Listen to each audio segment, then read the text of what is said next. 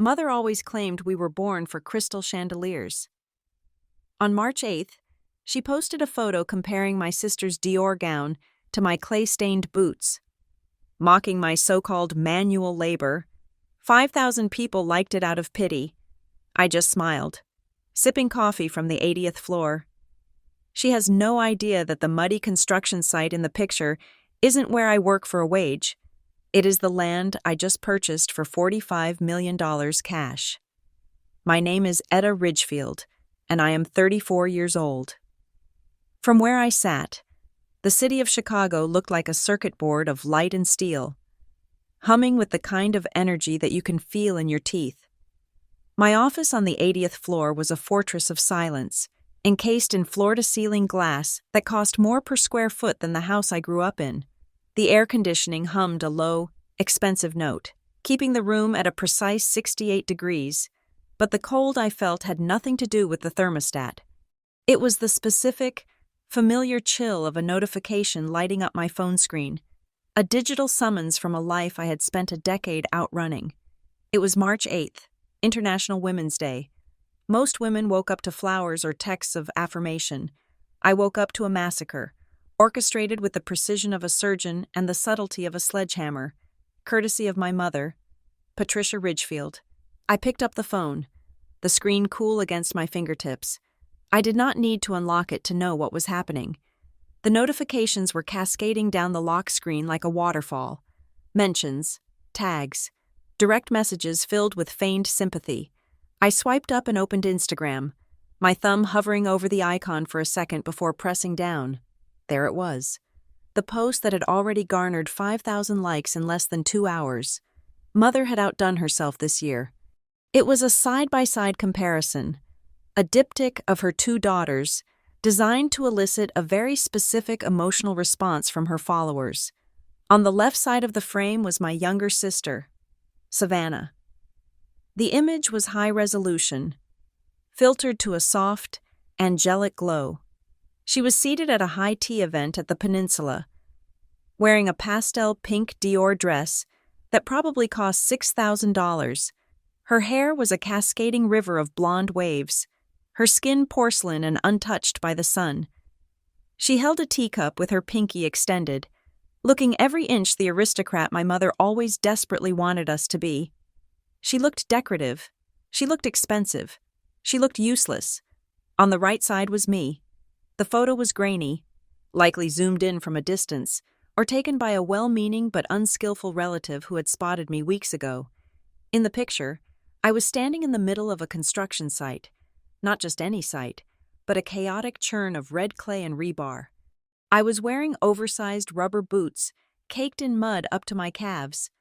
My hair was pulled back in a messy, sweat-drenched bun, with loose strands sticking to my forehead. I wore a neon orange safety vest over a stained flannel shirt, and I was holding a crumpled set of blueprints, pointing aggressively at a foundation pile. I looked exhausted. I looked dirty. I looked like I worked for a living, but it was the caption that truly twisted the knife.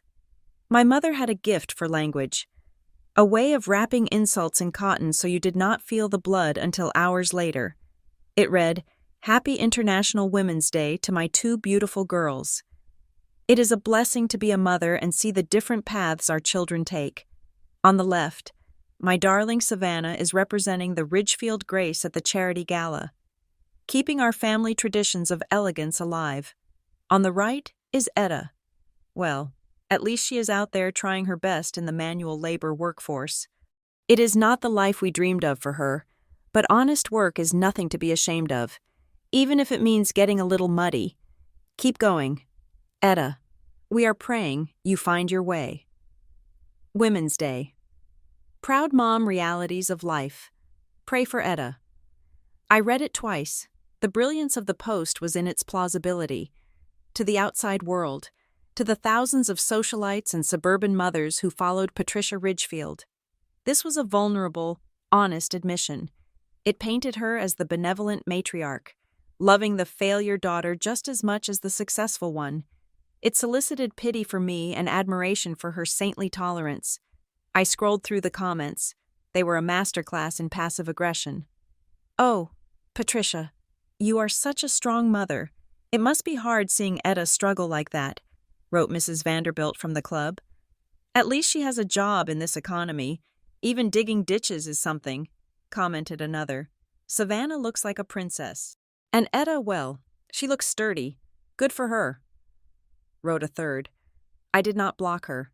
I did not delete the tag. I simply placed the phone face down on the mahogany desk. The surface so polished, it reflected the storm clouds gathering over Lake Michigan. They had no idea. The irony was rich enough to choke on. My mother saw mud and assumed poverty. She saw a safety vest and assumed I was an hourly employee. She saw sweat and assumed struggle. She looked at that photo and saw a woman who had failed to secure a husband, failed to secure a desk job, and failed to uphold the aesthetic standards of the Ridgefield dynasty.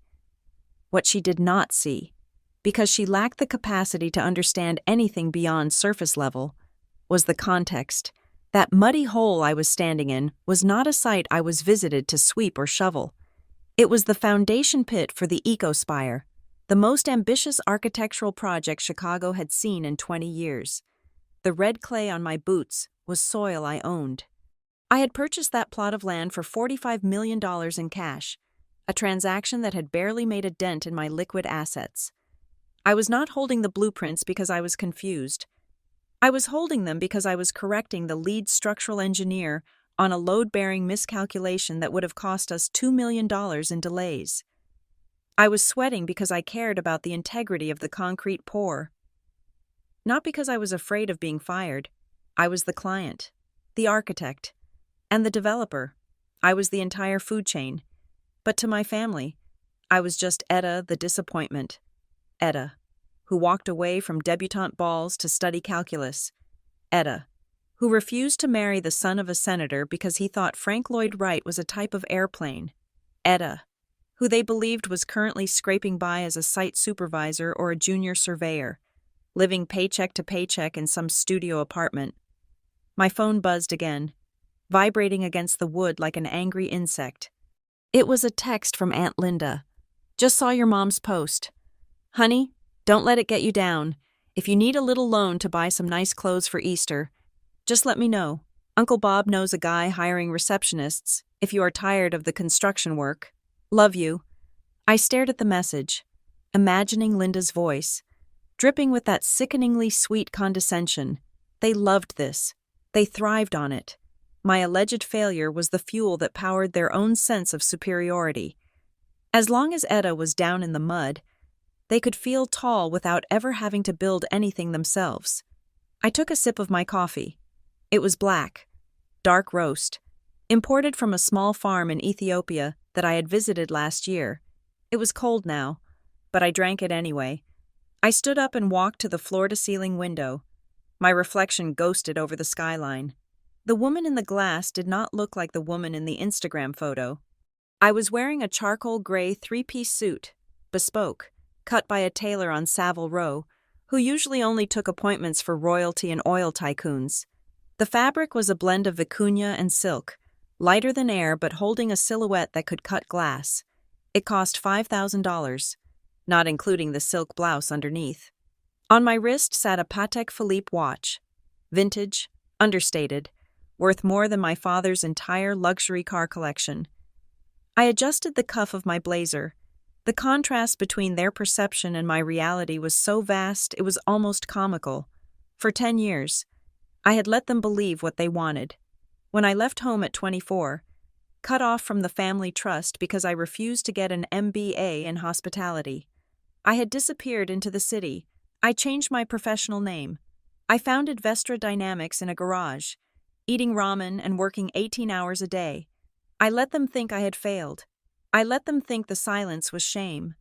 When I did show up at mandatory family holidays, Christmas, Thanksgiving, I parked my Aston Martin 3 blocks away and walked to the house. I wore generic department store clothes. I nodded when they gave me gift cards for grocery stores. I listened when my father lectured me on fiscal responsibility, while his own company quietly drowned in debt I knew about, because I had analyzed his financials for sport. I played the role of the black sheep because it gave me the one thing I needed most: freedom. Freedom from their expectations, freedom from their meddling, and freedom to build an empire without them asking for a piece of it. But today was different. I looked at the calendar widget on my desktop monitor. March 8th, 7 post-meridian, the EcoSpire official launch gala. Tonight, the curtain would fall. The EcoSpire was not just a building, it was a vertical city, a marvel of sustainable engineering that had already garnered attention from the Pritzkers and the urban planning elite. It was my magnum opus, and tonight, I was revealing it to the world. My assistant, a sharp young man named David, had sent the invitations to my family 2 weeks ago. He had followed my specific instructions. They were not VIP tickets. They were standard entry passes, the kind usually given to low-level vendors or distant associates. I wanted them to come in through the side door. I wanted them to experience the grandeur of the building from the perspective of a guest, not a host. I could picture them right now, scrambling to get ready. Savannah would be demanding a new dress, complaining that the invitation was last minute and impersonal. Mother would be researching the event, realizing that every major power player in the city would be there and salivating at the networking opportunities. Father would be rehearsing his jokes, ready to charm potential investors for his failing ventures. They would come hoping to rub elbows with the mysterious CEO of Vestra Dynamics. They would come to take photos for their social media, to prove they were part of the elite. They had no idea that the CEO they were desperate to meet was the same daughter they had publicly shamed this morning. I walked back to my desk and looked at the phone one last time. The likes on my mother's post had climbed to 5,500. The comments were still pouring in, a chorus of pity that sounded like a funeral dirge for a reputation I no longer cared about. I did not feel sad. That was the surprising part. 10 years ago, this would have broken me. I would have cried in the bathroom, begging for their approval. I would have washed the mud off my face and put on a dress just to please them. But the Etta Ridgefield standing in this office had been forged in fire and concrete. I had negotiated deals with sharks who made my mother look like a kitten. I had fired executives who tried to undermine me. I had built a billion-dollar company from a laptop and a pile of sketches. I felt a cold, sharp excitement in my chest. It was the feeling a hunter gets when the wind shifts and the prey steps out of the brush, completely unaware of the scope centered on its chest. They had set the stage with that photo. They had defined the narrative Etta the failure versus Savannah the star. They had invited the world to watch my humiliation. Fine, I thought, a small, terrifying smile touching my lips. If they wanted a show, I would give them a finale they would never forget. I pressed the intercom button on my desk. "David," I said, my voice steady and devoid of any tremor. "Is the car ready?" "Yes, Ms. Ridgefield," David's voice crackled back. "And the legal team, the portfolio you asked for. Have them meet me at the venue." And David, "Yes, ma'am. Make sure the security team at the gala has the updated guest list. I want to make sure the Ridgefield family has a clear path to the main floor. Do not stop them. Let them in." "Understood." I released the button. I picked up my phone and slid it into the inner pocket of my blazer. I did not look at the Instagram post again. I did not need to. I had memorized every pixel of it. It would be the fuel for tonight. Mother wanted to talk about trying hard in the manual labor workforce tonight. I would show her exactly what $45 million of manual labor looked like. I walked out of the office, the heavy glass door clicking shut behind me with a sound like a pistol being cocked. The hallway was long and silent, leading to the private elevator that would take me down to the garage, and then, to the rest of my life. The game had begun, and for the first time in history, I was the one holding the cards. The drive to the gala was a blur of city lights streaking past the tinted windows of the limousine, but my mind was miles away, drifting backward into the sepia-toned corridors of the house on Wisteria Lane. To understand why I smiled at my mother's insult this morning, you have to understand the ecosystem of the Ridgefield household. It was a place where aesthetic was the only currency that mattered. And by that standard, I had been bankrupt since birth. We were a family of surfaces. My mother, Patricia, curated our lives like she was arranging flowers in a vase. Everything had to be symmetrical, vibrant, and pleasing to the eye. There was no room for thorns, and there was certainly no room for dirt in this manicured garden. My sister Savannah was the prize orchid. From the moment she could walk, she was thrust into the spotlight of manufactured grace. She spent her childhood in pink tutus and patent leather shoes, her hours consumed by ballet instructors who taught her how to stand, piano teachers who taught her how to perform, and etiquette coaches who taught her how to speak without saying anything of substance. She was the porcelain doll, fragile and exquisite, designed to be looked at but never touched too roughly. I was different. I was the weed that grew through the cracks in the patio, while Savannah was learning the difference between a salad fork and a dessert spoon. I was in the backyard, knees deep in the soil, trying to understand why the retaining wall held back the earth. I was obsessed with structure. I saw the world not as a collection of pretty objects, but as a grid of forces and counterforces. I loved mathematics because it did not lie. I loved physics because gravity did not care if you were pretty or plain. By the time I was 10, I had filled sketchbooks with drawings of bridges and skyscrapers, intricate webs of graphite that my parents dismissed with a wave of their hands. They called my interests dry. They called them masculine. They called them unlovely. The defining moment of my childhood, the fracture that would eventually become a canyon between us, happened when I was 12 years old. I had spent 3 months building a scale model of a mid-century modern home. I had scavenged materials from the recycling bin and the garage, turning cereal boxes into walls and toothpicks into support beams.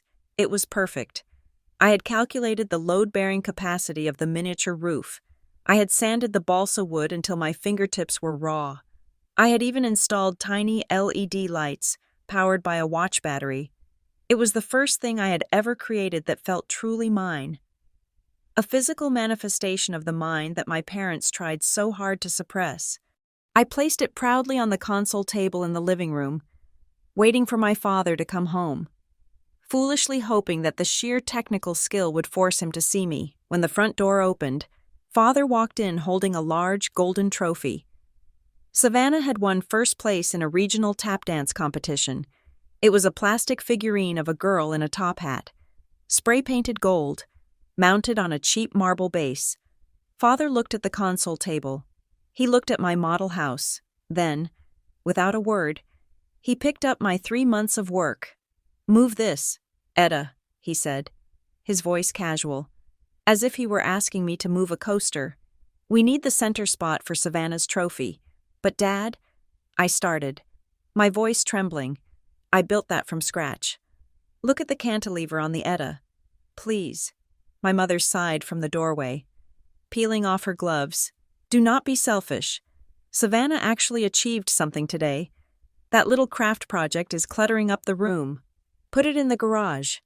He did not wait for me to move it. He swept it aside to make room for the plastic dancer. My model slid off the edge of the polished table and hit the hardwood floor. It did not shatter loudly. It just crunched. The roof collapsed. The balsa wood beams snapped. The tiny lights flickered out. I stood there, staring at the wreckage of my first building. I did not cry. I remember feeling a strange, cold clarity wash over me. I realized then that in the Ridgefield economy, a plastic trophy won for smiling and tapping your feet was worth more than a structurally sound creation born of intellect and labor. I picked up the broken pieces and took them to the garage, just as I was told. But I did not throw them away. I put them in a box and hid them under my bed. That box was the first brick in the wall I started building around my heart. The years that followed were a cold war. I stopped showing them my drawings. I stopped talking about calculus. I became a ghost in my own home, haunting the library while Savannah glittered in the parlor. The final break came when I was 18. I had applied to the prestigious Institute of Architecture in Chicago behind their backs, when the acceptance letter came, accompanied by a partial scholarship based on merit. I thought, perhaps now, they would respect the path I had chosen. I was wrong. We sat at the long dining table, the silence punctuated by the clinking of silver against china. I slid the letter across the mahogany toward my father. He read it, his face impassive. Then he looked at my mother. Architecture, he said, the word tasting like vinegar in his mouth. Etta, be realistic. It is a field dominated by men in hard hats. It is dirty. It is stressful. And quite frankly, it is not feminine. We have discussed this, my mother added, cutting a piece of steak with surgical precision. We are willing to pay for your education. Of course. But we think the hospitality and hotel management program at the university is a much better fit. It is elegant. You will learn to manage staff, host events, and you will be in the perfect environment to meet the right kind of young men. A husband. Etta, that is the ultimate goal here. I felt the blood rising in my cheeks. I do not want to manage a hotel. I said, my voice steady. I want to build the hotel. I want to design the skyline, not just serve drinks in it. My father laughed. It was a short, sharp bark of a sound. You are not a builder, Etta. You are a Ridgefield, and I will not throw good money after bad. If you want to go to this trade school, you will do it without a dime from me. He thought the threat of poverty would bring me to heel. He thought I was too soft, too accustomed to the thread count of my sheets and the warmth of the central heating to survive on my own. The next morning, before the sun rose, I packed a single duffel bag. I took nothing that they had bought me, save for the clothes on my back. I left a note on the kitchen counter that simply said, I will build my own house. I walked out the front door and did not look back. The reality of the next few years was brutal, a sharp contrast to the velvet-lined cage I had escaped. I learned quickly that pride does not pay the rent. I changed my last name on my resume to Vance, my middle name, so that no one would connect me to the Ridgefield socialites. I wanted no favors. I wanted no questions. I worked days as a waitress in a diner where the grease clung to my skin like a second layer of clothing. I worked nights as a bartender in a dive bar where I learned to dodge grasping hands and de-escalate drunken fights. And in the hours between, the hours when normal people slept, I studied, but the classroom was not enough. I needed to know how a building breathed. So, I took jobs that my mother would have fainted to witness. I worked as a laborer on construction sites during the summers. That was where the picture my mother posted came from, or at least, the spirit of it. I carried bags of cement until my shoulders screamed. I learned how to tie rebar until my fingers were calloused and bleeding. I learned the smell of wet concrete and the taste of drywall dust. The men on the sites laughed at me at first, then they ignored me. Then, when they saw I could read a blueprint better than the foreman and haul a load without complaining, they respected me. I lived in a studio apartment the size of my mother's walk-in closet. I ate instant noodles and drank cheap coffee. But I was free. Every dollar I earned was mine. Every grade I got was mine. When I founded Vestra Dynamics 5 years later, starting from a laptop in a rented garage, I was no longer the soft girl who cried over a broken model. I was tempered steel. I built the company on a philosophy that terrified the old guard: absolute transparency and structural integrity. I did not want to build glass boxes that looked pretty but leaked heat. I wanted to build legacies. For 10 years, the distance between my family and me was measured not in miles, but in silence. We maintained a facade of civility. I attended the mandatory events, cousins' weddings, milestone anniversaries, because to be absent would be to admit they had hurt me. I showed up, drove a rented Ford Focus to avoid suspicion, and wore off-the-rack dresses. At these events, there was always a hierarchy: the successful cousins, the ones who had married investment bankers or joined their father's law firms, sat at the head tables. I was always relegated to the edges, seated with the eccentric aunts and the distant relatives who were only invited out of obligation. I sat there and listened to my parents boast about Savannah's latest vacation or her husband's new boat. When people asked me what I did, my mother would interject quickly, her hand fluttering nervously. "Oh, Etta is in construction," she would say, dropping her voice as if I were in the illegal drug trade. She helps manage sites. It is very hands-on, and I would just nod. I would let them think I was a shift manager. I would let them think I was struggling. I would let them slide $20 bills into my hand with pitying looks, telling me to treat myself to a nice lunch. I took the money. I put it in a jar on my desk at Vestra Dynamics, right next to the Pritzker Architecture Prize nomination I had received last year. They saw a failure. I saw a disguise. But tonight, the disguise was coming off. Tonight, the girl who was told she was not a builder was going to show them that she owned the very ground they stood on. The limousine turned a corner, and the Eco Spire came into view, piercing the night sky like a needle of light. It was magnificent, and it was all mine. Vestra Dynamics did not simply appear on the NASDAQ. It arrived like a tectonic shift, silent at first, and then suddenly earth-shattering. To the untrained eye, or to people like my parents who only paid attention to the stock market when it affected their dividend checks, it might have seemed like an overnight success, but in the world of high-stakes urban planning and structural engineering, there is no such thing as an overnight success. There is only calculated risk, load distribution, and the relentless application of pressure over time. I built Vestra from the ground up, quite literally. The transition from that freezing garage to the boardroom was not paved with luck. It was paved with concrete and steel. In the early days, I did not just design the buildings. I negotiated the zoning permits with city councils who thought a 20-something woman was bringing them coffee, not site plans. I sat in meetings with union leaders, earning their respect not by flashing a pedigree, but by knowing exactly how many man-hours it took to pour a foundation in sub-zero temperatures. My philosophy was simple, and it became the ethos of the entire corporation build for the next century, not the next fiscal quarter. This was the antithesis of the Ridgefield way. My family lived for the ephemeral. They bought clothes that would be out of season in 3 months. They threw parties that would be forgotten by morning. They invested in trends. I invested in infrastructure. I wanted to create things that would outlive me, structures that would stand as silent testaments to competence long after the gossip columns had moved on to the next debutante. By the time I was 30, Vestra Dynamics had acquired 3 major logistics firms and a materials research laboratory. We were no longer just drawing blueprints. We were inventing the glass that went into the windows and the composite alloys that held up the sky bridges. We were a vertically integrated juggernaut, controlling every step of the supply chain. This control gave us power. It allowed us to bid lower than competitors while maintaining higher margins.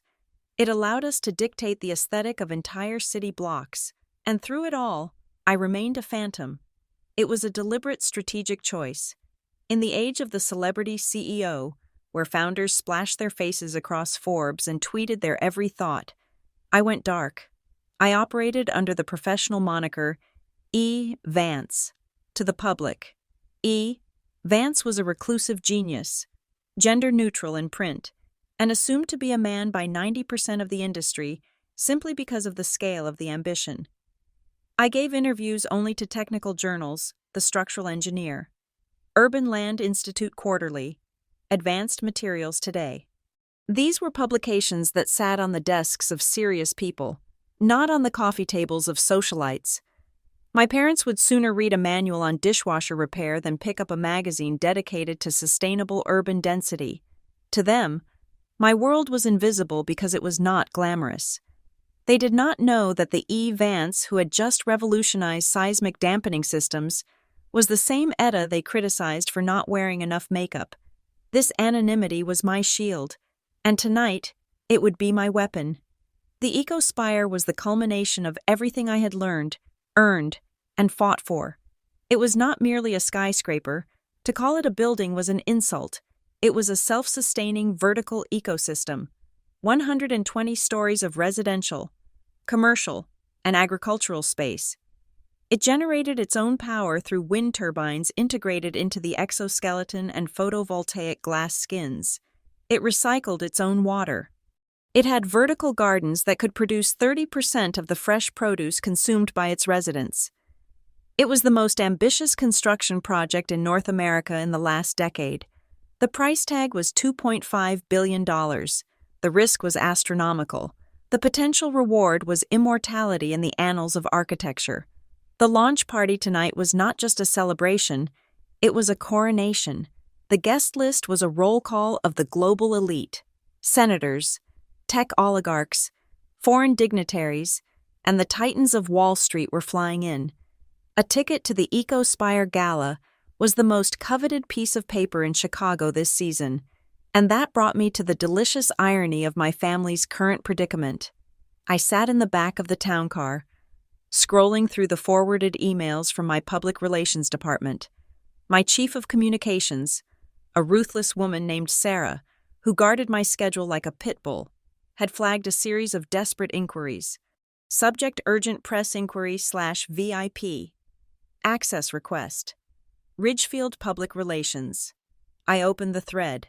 It was from Savannah's PR team, which I knew for a fact was just Savannah and a college intern she paid in exposure to the Vestra Dynamics events team.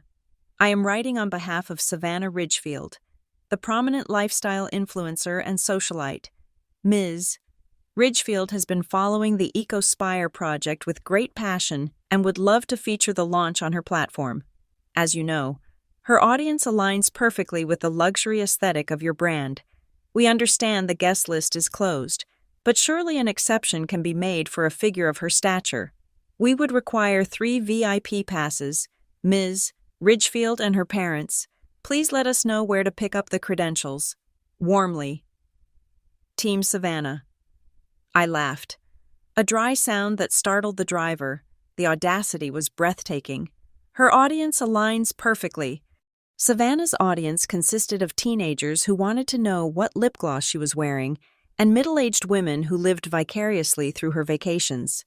They could not afford a square foot of the EcoSpire, and great passion Savannah had likely never heard of the building until she saw it trending on Twitter yesterday. Below that email was another one, sent 3 hours later, with a slightly more frantic tone. Following up on my previous email, we have not heard back. Ms. Ridgefield is willing to waive her usual appearance fee for this event. Appearance fee. As if we would pay her to drink our champagne. And then, a third email, sent just this morning, likely after my mother's Instagram post had gone up. Please, this is a matter of professional urgency. Even general admission would be acceptable. We just need to get in the door. They were desperate. They needed to be seen at the EcoSpire, because everyone who mattered would be there. If they were absent, it would be a signal that the Ridgefield name no longer carried weight in this city. They were terrified of irrelevance. I tapped the intercom to call David, my executive assistant, who was already at the venue coordinating the security sweep. David, I said. Yes, boss. Regarding the inquiry from the Ridgefield party, approval is granted. There was a pause on the line. David knew exactly who they were. He knew the history. You want to let them in. Into the VIP section. Yes, I said, watching the city lights reflect off the darkened glass. But not as honored guests. I want you to send a courier to their hotel right now. Give them 3 all-access VIP lanyards, but include a note. What should the note say? Tell them that these were returned tickets from a minor plumbing contractor who could not make it.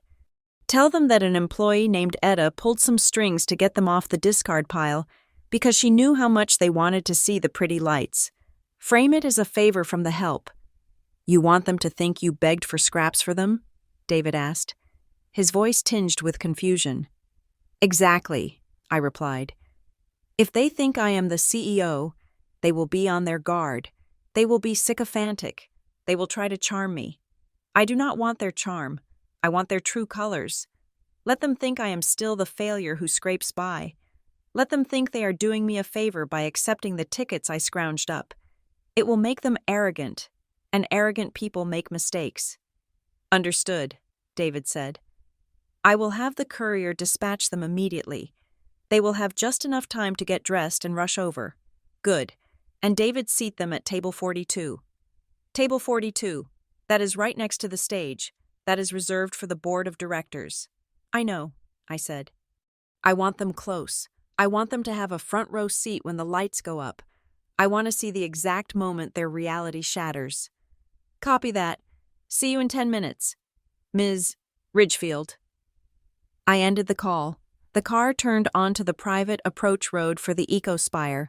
The building loomed above us, a monolith of glass and greenery spiraling into the clouds. It was breathtaking. Most people looked at it and saw a marvel of engineering.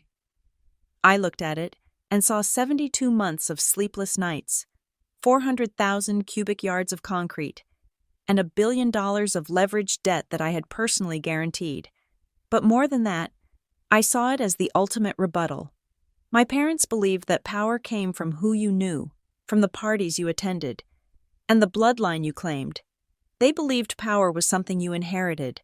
I had proven that power was something you built. They were coming here tonight to take selfies and pretend they belonged to a future they did not understand. They were coming to support their failure of a daughter. Perhaps hoping to spot me in a uniform serving hors d'oeuvres so they could make another pitying comment. They were walking into the lion's den. Armed with nothing but hairspray and hubris, I checked my watch. It was 7:30. The courier would be arriving at their hotel suite right about now. I could imagine the scene, the relief, the smug satisfaction. See, they would say, even Etta can be useful if she tries hard enough. She probably begged her supervisor for these. They would put on their finest clothes. They would practice their smiles. They would march into my building, drink my wine, and stand on my floor, completely oblivious to the fact that the ground beneath their feet, the air they breathed, and the very tickets in their pockets were all provided by the daughter they had discarded. The car came to a smooth halt at the private underground entrance. The security team was already there, standing at attention. I opened the door before the driver could reach it. I stepped out onto the polished concrete of the loading dock. The air smelled of ozone and new construction. It was the smell of victory. I straightened my blazer, feeling the cool silk lining against my skin. The E. Vance persona was about to die. Etta Ridgefield was about to be reborn. "Let us go to work," I whispered to the empty air. I walked toward the elevator that would take me to the penthouse green room. The rise had been long and quiet, hidden in the shadows of garages and construction sites, but the silence was over. It was time to make some noise. The grand atrium of the Ecospire was designed to make human beings feel small. It was a cathedral of glass and photosynthesis, a space where the boundary between the manufactured and the natural dissolved completely. The ceiling soared 60 feet above the marble floor, a transparent membrane that allowed the constellations to serve as our chandeliers. The walls were not painted. They were living vertical gardens, cascades of rare orchids and oxygen-rich ferns that breathed life into the recycled air. The lighting was not harsh, but a soft, amber glow that mimicked the magic hour of sunset. Programmed to flatter the complexions of the billionaires and power brokers who now filled the room. The air smelled of money. It was a specific scent, a blend of expensive French perfume, aged scotch, and the ozone crispness of a climate-controlled environment that cost $10,000 an hour to maintain. I stood in the shadows near the technical control booth, dressed in a simple fitted black turtleneck and black trousers. I had shed my $5,000 blazer and rolled up my sleeves to help the audio technician troubleshoot a feedback loop in the main microphone. To the untrained eye, or to the eye that only saw what it wanted to see, I looked indistinguishable from the stage crew. I held a digital tablet in one hand and a headset in the other, my face illuminated only by the blue glow of the screen. From this vantage point, I watched the ecosystem of the gala unfold. The guests were the apex predators of Chicago. There was the mayor, laughing loudly at a joke made by a tech mogul. There was Senator Harris, swirling a glass of Pinot Noir while whispering into the ear of a real estate tycoon. These were people who move through the world with the heavy, assured gravity of those who own it. They appreciated the architecture because they understood the language of power. And then, there were the Ridgefields. Their entrance was not an arrival. It was an invasion. I saw them before I heard them, although the hearing part followed a split second later. My mother, Patricia, was wearing a gown that was too loud for the room, a shimmering gold sequined number that caught the light and threw it back with aggressive desperation. It was a dress designed for a red carpet, not a sophisticated architectural gala. She walked with her chin tilted up so high it looked like she was trying to balance a book on her nose, her eyes darting left and right, scanning the room for someone more important than herself to latch onto. My father walked beside her, stuffed into a tuxedo that had fit him 10 pounds ago. He looked uncomfortable but determined, his face flushed with the anticipation of networking. But it was Savannah who truly captured the essence of the family brand. She glided through the bronze doors in a dress that was more tulle than fabric. A massive, poofy pink confection that took up 3 feet of space in every direction. In her right hand, she held her phone aloft, attached to a portable ring light she had shamelessly brought into a black tie event. She was live streaming. I could see her mouth moving, shaping the artificial, high-pitched vowels she used for her fans. I did not need to be close to know exactly what she was saying. She was selling a fantasy. She was telling her followers how humbled she was to be invited, how exclusive the event was, and how she was rubbing shoulders with the elite. She spun in a circle, nearly knocking a tray of champagne flutes out of a waiter's hand with her skirt. She did not apologize. She did not even look at him. To her, the waiter was just a prop in her scene, an NPC in the video game of her life. They moved through the crowd like oil through water, separating from the main flow, drifting toward the bar but constantly blocked by the tight circles of actual conversation happening around them. They were in the room, but they were not of the room. They were tourists in a land of natives. I watched them approach the VIP sector, the security guard, a man I had personally vetted, check their lanyards. I saw him hesitate, looking at the general access code I had embedded in the VIP plastic. He glanced at his earpiece where David was likely giving the clearance and then stepped aside with a polite nod. My mother grabbed my father's arm, whispering excitedly. They thought they had fooled the guard. They thought their charm had opened the gate. They made their way toward the stage, their eyes scanning the periphery, looking for a place to plant themselves where the lighting was best. That was when they saw me. I was checking the decibel levels on the tablet, my back partially turned. My mother stopped dead in her tracks. She squinted, her head tilting to the side like a bird spotting a worm. She tapped Savannah on the shoulder. Savannah lowered her phone, her expression shifting from performed joy to genuine confusion. They changed course, beelining for the tech booth. I felt their presence before they spoke. It was a disruption in the air, a sudden drop in the collective IQ of the immediate vicinity. Etta. My mother's voice was a mixture of shock and vindication. It was the tone of someone who finds a rat in the kitchen and realizes they were right to set a trap. I turned slowly, keeping my face blank. Hello, Mother, Father, Savannah. Patricia looked me up and down. She took in the black trousers, the plain turtleneck, the messy bun I had not yet let down, and the headset around my neck. Her eyes gleamed. Oh, Etta, she breathed, placing a hand over her chest where a diamond necklace probably rented glittered under the lights. I had no idea you were working tonight, when you said you were busy. I thought you meant well. I did not think you meant this. She gestured vaguely at the mixing board and the wires, encompassing the entire logistics operation in a wave of dismissal. I am working, I said simply. It is a big night. Well, naturally, my father chimed in, adjusting his bow tie. Someone has to keep the lights on and the microphones working while the important people talk. It is honest work, Etta. Good for you. Did you get the job through a temp agency? Something like that, I replied. Savannah stepped forward, bringing her ring light uncomfortably close to my face. The harsh white LED blinded me for a second. Wait, are you literally the sound guy? She asked, laughing. That is hilarious. I was just telling my followers about the heavy hitters here, and look, my big sister is basically a roadie. She turned the phone toward me. Say hi to the stream, Etta. Actually, wait. She pulled the phone back sharply. Maybe not. You look kind of greasy. No offense. It's just, this is a high-end aesthetic stream. I need to keep the vibe aspirational. I would hate to ruin your vibe. Savannah, I said. my voice cool. You should probably be careful where you point that thing. The privacy policy of the event prohibits unauthorized commercial filming. Savannah rolled her eyes. Please, I am press. Basically, they want me to film. It is free exposure for whoever owns this place. I bet if I tag the owner, he would thank me.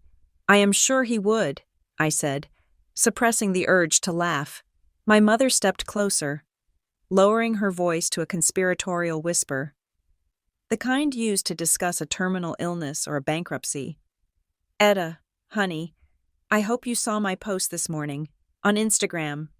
I saw it, I said. I did it for you, she said, her eyes wide with feigned sincerity.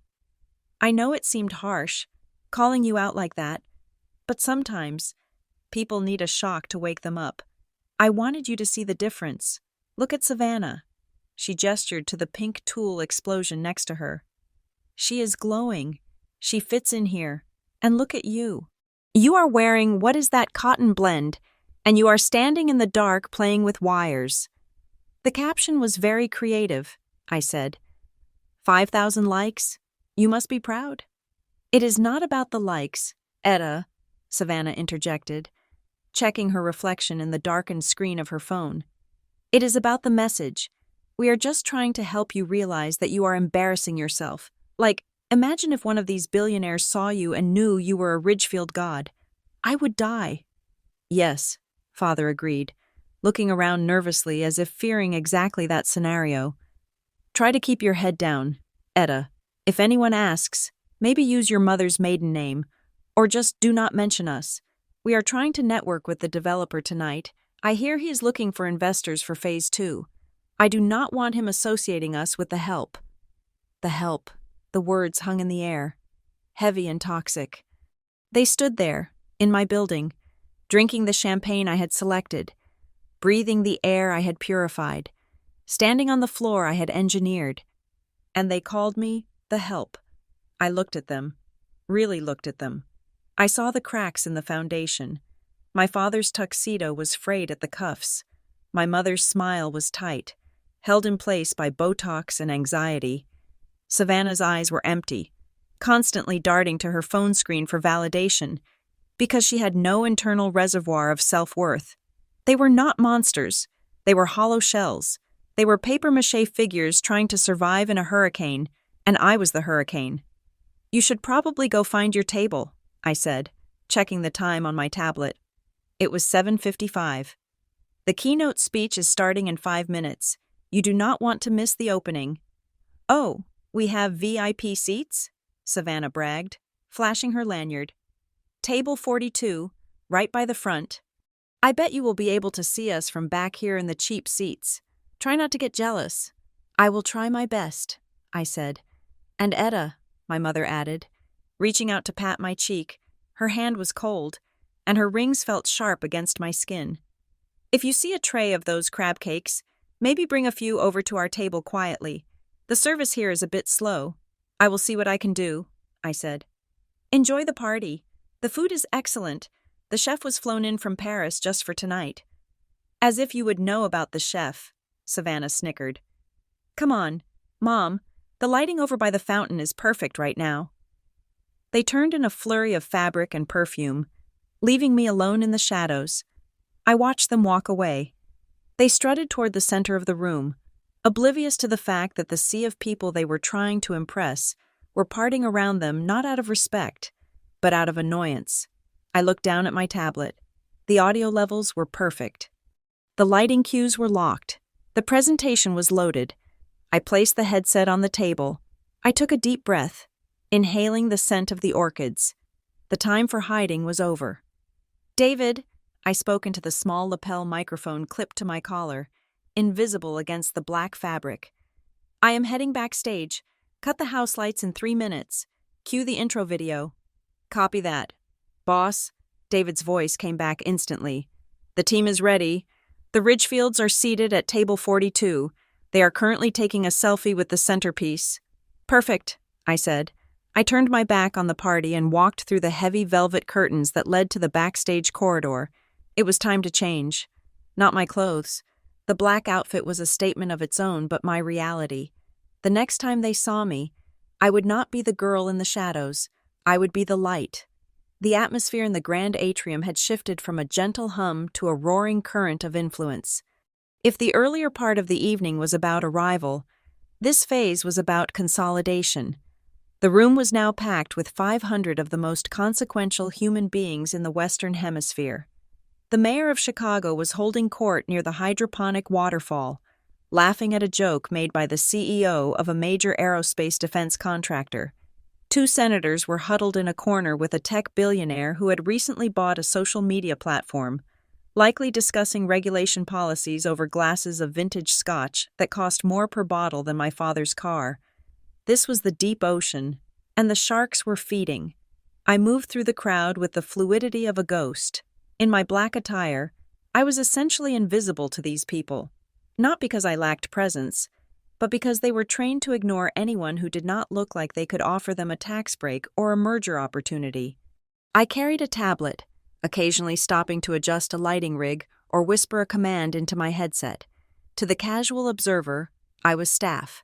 To the informed observer, of which there were none in my immediate vicinity, I was the conductor ensuring the orchestra did not miss a beat.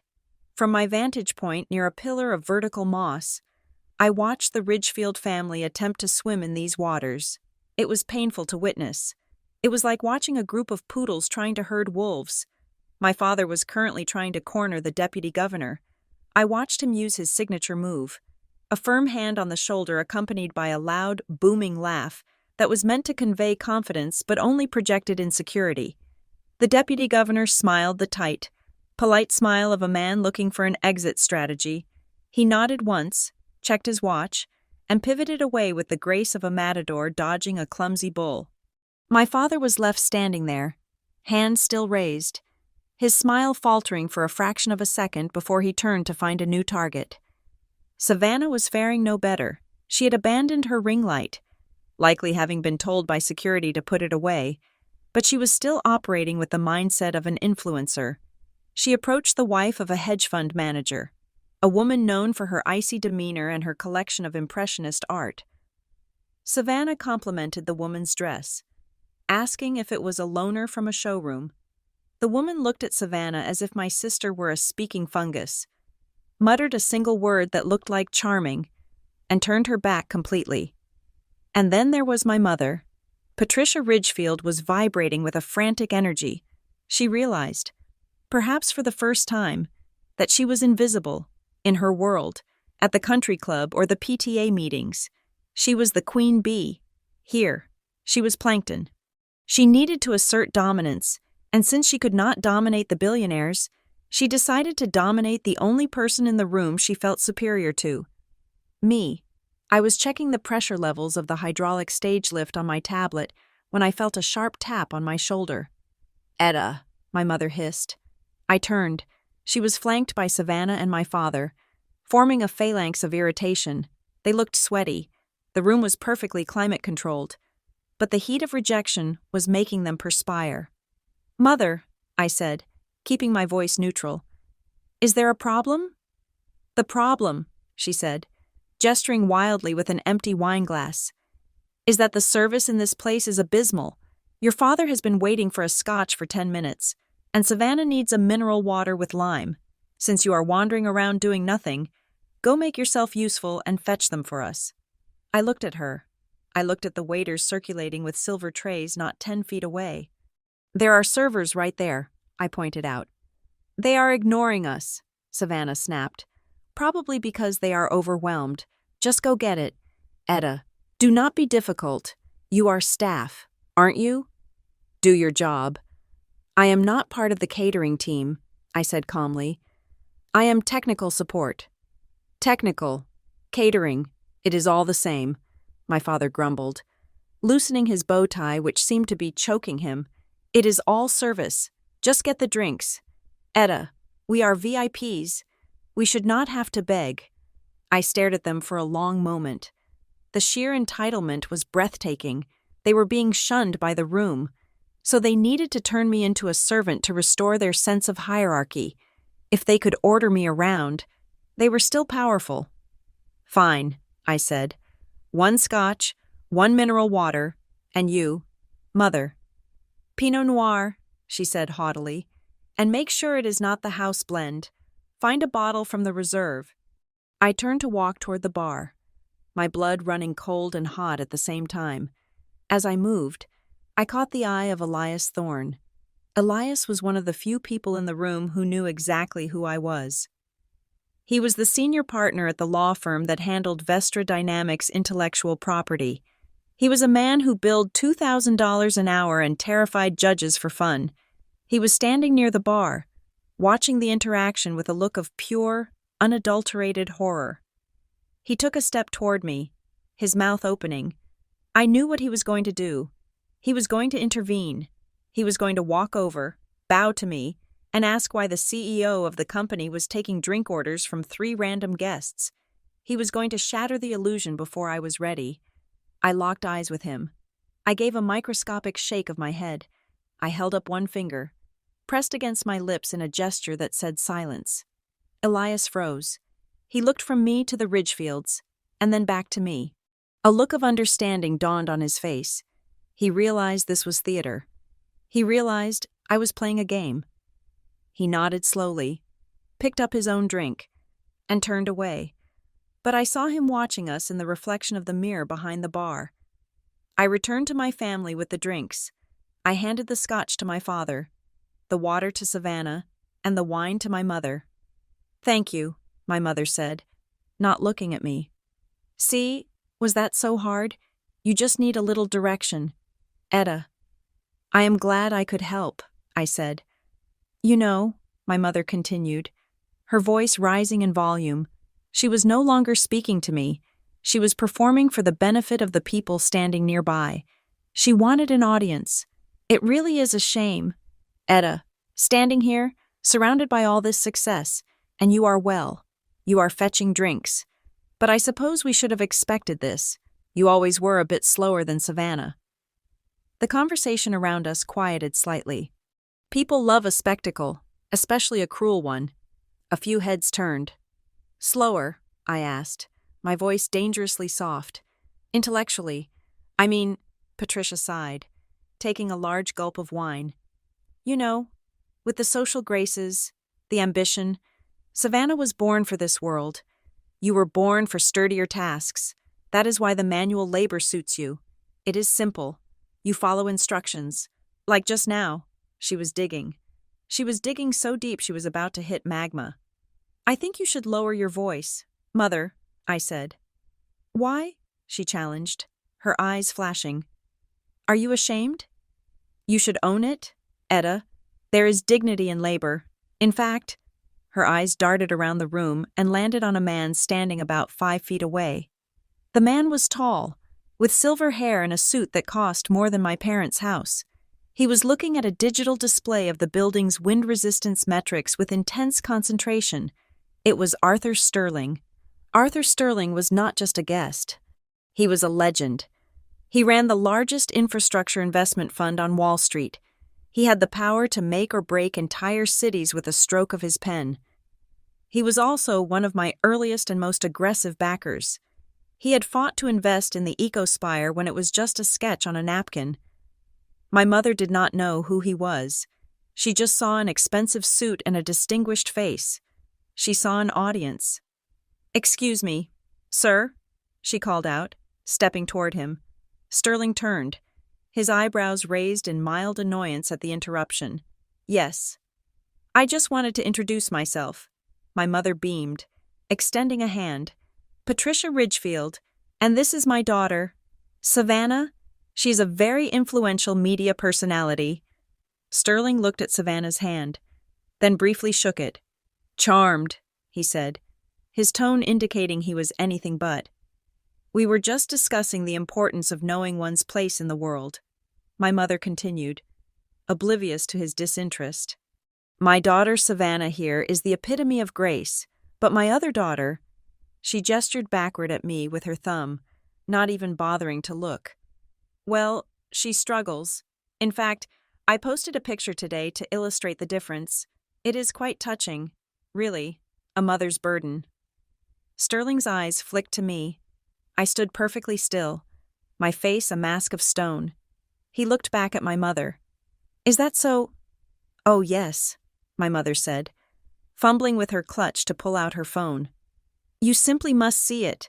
It is a lesson in parenting. You have to love them even when they fail. Right? She unlocked her phone and brought up the Instagram post. She thrust the screen into Arthur Sterling's face. See? She said, pointing at the screen. That is Savannah on the left. Stunning. And that? She tapped the right side of the screen aggressively. That is Etta, in the mud, wearing those awful boots. She works on construction sites, digging, I suppose, or carrying bricks. It is sad, but at least she is trying. The air in the immediate circle seemed to vanish.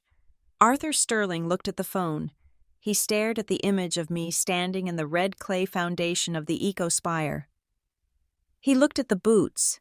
He looked at the blueprints in my hand in the photo. Then, slowly, terrifyingly, he looked up at me. He looked at the woman in the black turtleneck standing before him. He looked back at the photo. He recognized the site. Of course he did. He had visited that site with me 3 years ago when we broke ground. He knew exactly whose boots those were. He knew exactly who was holding those blueprints. His eyes widened. A flicker of confusion passed over his face, followed immediately by a dawn of realization so sharp it looked painful. He looked from my mother's smug face to my stoic one. He saw the name tag on my mother's dress. Ridgefield. He put it together. The investor, the billionaire, the man who analyzed patterns for a living, he solved the puzzle in 2 seconds. He looked at me with an expression that was half amusement, half awe.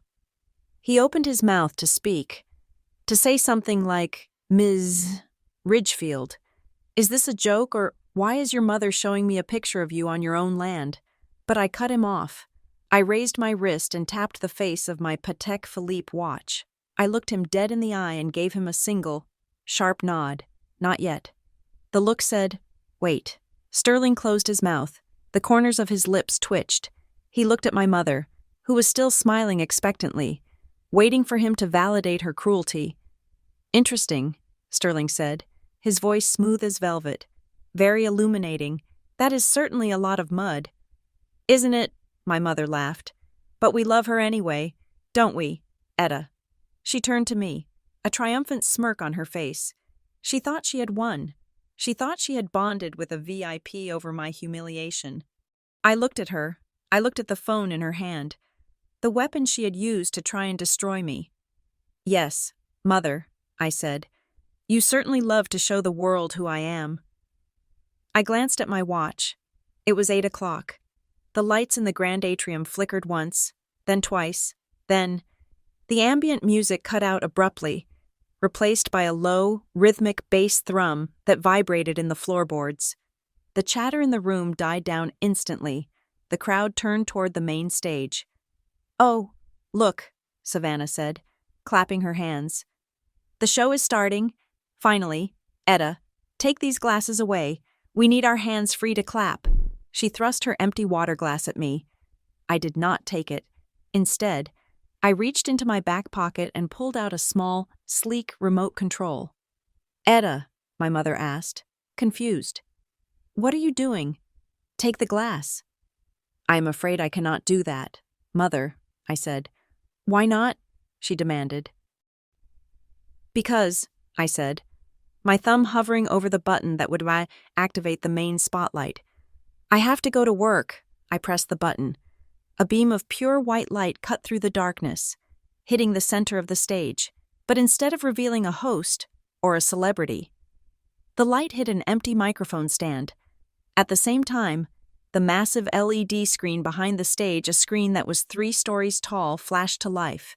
It displayed a single, massive logo, a stylized V, the logo of Vestra Dynamics, and below it, in letters 10 feet tall, the name of the founder. I looked at Arthur Sterling one last time. He winked at me. I turned my back on my family. I walked away from them, not toward the shadows this time, but straight toward the light. Etta, my father hissed. Where are you going? Come back here. I kept walking. The crowd parted for me. They did not know why yet, but they sensed the purpose in my stride. I walked past the bar. I walked past the security guards who snapped to attention. I walked past the confused faces of the guests. I was 10 steps away from the stage stairs. The trap was sprung, the cage door had slammed shut, and my family was locked inside with the truth. The silence that fell over the grand atrium was not the silence of emptiness. It was the heavy, suffocating silence of anticipation. The bass note that had signaled the start of the ceremony faded into a low, vibrating hum that seemed to resonate in the chest cavities of every billionaire and senator in the room. I had paused at the edge of the room, just to the left of the stage stairs, in a small alcove shadowed by the overhang of the mezzanine. A passing waiter, trembling slightly under the sudden weight of the atmosphere, had offered me a glass of water. I took it, not because I was thirsty, but because I needed a moment to ground myself. The water was cool in my hand, a physical anchor as the world around me prepared to tilt on its axis. All eyes turned toward the massive double doors at the far end of the hall, the same doors my family had breezed through 20 minutes earlier with their noses in the air. The doors did not open. They were thrown wide by invisible hands, swinging outward with a majestic weight. A shaft of pure white light from the foyer cut through the amber mood lighting of the ballroom. It was a spotlight, stark and blinding, creating a runway of illumination down the center aisle. And then they walked in. There were 6 of them. To the uninitiated, they might have looked like a group of well-dressed guests arriving late. But to the people in this room, the people who understood the architecture of power, they were terrifying. They were not bodyguards. They were not personal assistants. They were the titans I had handpicked, the generals of the army I had built in the dark. Leading the phalanx was Marcus Kane. The room seemed to shrink around him. Marcus was the chief legal officer of Vestra Dynamics in New York. He was known simply as the Shredder. He was a man who had once sued a sovereign nation for breach of contract and won. He did not practice law. He waged war with statutes and clauses. He was 6 feet 4 inches tall, wearing a midnight blue suit that was cut so sharply it looked like it could draw blood. His face was a mask of granite, his eyes scanning the room with the predatory indifference of a shark entering a wading pool. He walked with a cane not because he needed it, but because it made him look like a king who could bludgeon you to death if the litigation took too long. Behind him, to his right, walked Julian Thorne. A ripple of whispers went through the architects and designers in the room. Julian was my chief architect. He was the youngest winner of the Pritzker Prize in history. He was the man who had designed the floating opera house in Oslo and the zero-gravity library in Tokyo. He wore a collarless suit of black silk and round, architectural glasses. He looked at the crowd not as people, but as flaws in the design of the room that needed to be erased. To Marcus's left walked Elena Vance, no relation to my pseudonym, but a sister in spirit. Elena was the chief financial officer of Vestra Dynamics before I poached her. She had been the head of global derivatives for the largest bank in Switzerland. She was the woman who managed the billions of dollars of capital flow that kept my empire breathing. She wore a white pantsuit that glowed in the spotlight, her hair pulled back in a severe, terrifyingly perfect chignon. She walked with a binder in her hand, clutching the numbers that could destroy half the companies represented in this room. Behind them came the chief strategy officer, the head of engineering, and the director of global operations. Together, these 6 people represented more concentrated brainpower and executive leverage than the entire cabinet of the United States government.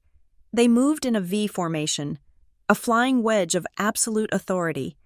The effect on the crowd was biblical. The guests, the very same people who had sneered at the waitstaff and postured for each other, parted like the Red Sea. No one had to tell them to move. Instinct took over. The aura of power emanating from my team was a physical force that pushed people back. Drinks were lowered. Conversations died in throats. I watched from my shadow, a swell of pride rising in my throat. I had found them. I had hired them. I had given them the canvas, and they had painted the world. As the phalanx moved down the center aisle, their path took them directly past table 42, the Ridgefield table. I saw my mother's eyes widen. She recognized the aura of celebrity, even if she did not know the specifics. She saw the cameras flashing. She saw the way the mayor stepped back respectfully, her social radar, attuned to the frequency of status, started screaming. "Oh my God!" I heard Savannah shriek, her voice cutting through the hush. "That is Julian Thorne, the architect. He was in vogue last month." My father, desperate to salvage the night after being ignored by the deputy governor, saw an opportunity. He saw a group of important people walking his way, and he assumed, with the fatal optimism of a fool, that they were potential friends. "Fix your tie," he hissed at Savannah. "Patricia, stand up. Look welcoming." The Ridgefields scrambled. They smoothed their clothes. They put on their brightest, most desperate smiles. They physically stepped out into the aisle, blocking the path of the approaching gods. It was a suicide attempt in slow motion. My mother extended her hand, her bracelets jingling. "Mr. Kane, Mr. Thorne," she called out, her voice shrill and eager. "Over here. We have space at our table. We are the Ridgefields, Savannah Ridgefield, the influencer." Savannah struck a pose, tilting her head, ready for a photo op. "Hi, I love your work. We are VIPs too." My father stepped forward, hand extended for a shake. "Gentlemen, ladies, a pleasure. Are you here for the presentation? Join us, please." They stood there, a barrier of desperation, waiting for the acknowledgement they believed they were owed. The team did not break stride. Marcus Kane did not slow down. He did not look at my mother's extended hand. He did not look at Savannah's pose. He did not look at my father's hopeful face. He looked through them. It was the most brutal act of social violence I had ever witnessed. It was not that he rejected them. It was that he rendered them non-existent, to Marcus and to the rest of my team. The Ridgefields were not obstacles. They were air. They were dust motes floating in the beam of the spotlight. The team simply adjusted their trajectory by 2 degrees. They flowed around my family like a river flowing around a cluster of dead driftwoods. Marcus brushed past my father so closely that the wind from his movement fluttered my father's tuxedo lapel. My father's hand was left shaking nothing but empty space. Patricia's smile froze on her face, cracking like cheap plaster. She stood there with her arm out, grasping at a ghost. Savannah's pose faltered. She looked around, confused. As the 6 titans swept past her without a glance, the crowd watched this. 500 people watched the Ridgefields offer themselves up and get completely, utterly erased. A few quiet snickers broke out in the nearby tables. The team continued their march. They were not looking at the stage. They were looking for something else. They were looking for their leader. They walked straight toward the darkened alcove where I stood. The guests nearby frowned. Why were the titans of industry heading toward the sound technician? Why were they approaching the woman in the plain black clothes holding a glass of water? I saw the confusion on the faces of the onlookers. I saw the mayor squinting. I saw Arthur Sterling, still standing near the bar, swirling his drink with a knowing smile. My team reached me. They did not stop 5 feet away. They did not wave. They stopped 3 feet in front of me and formed a semicircle, blocking me from the rest of the room, creating a protective wall of expensive fabric and intellectual lethality. The silence in the room was now absolute. You could have heard a pin drop on the carpet. Marcus Kane, the man who terrified Supreme Court justices, the man who had just ignored my family as if they were invisible, planted his cane on the marble floor with a sharp clack. He looked at me. His stone face softened into an expression of profound, professional reverence. Slowly, deliberately, he bowed his head. It was not a nod, it was a bow, a gesture of submission to a higher authority. Julian Thorne bowed next, then Elena, then the rest of them. 6 of the most powerful people in Chicago were bowing to the woman in the black turtleneck. My mother, standing 20 feet away, watched this with her mouth hanging open. My father had turned pale gray. Savannah was holding her phone, but she had forgotten to record. Marcus raised his head. His voice was a deep baritone, projected perfectly so that even without a microphone, it carried to the center of the room. "Madam Chairwoman," he said, the title hanging in the air like a thunderclap. He extended a hand, offering me a leather-bound portfolio. "The board is assembled," Marcus continued, his voice ringing with formal precision. "The investors are present, and the city is listening." He stepped aside, opening a path toward the stairs of the stage. "We are ready for your address. Ms. Ridgefield, the ecospire is yours." The sound of my last name, spoken with such reverence by a man of his stature, hit my family like a physical blow. I saw my mother grasp the back of a chair to steady herself. I saw my father clutch his chest. I handed my half-empty glass of water to the chief financial officer of Vestra Dynamics. Elena took it without hesitation. Holding it as if it were a holy relic, I looked at Marcus. I looked at my team.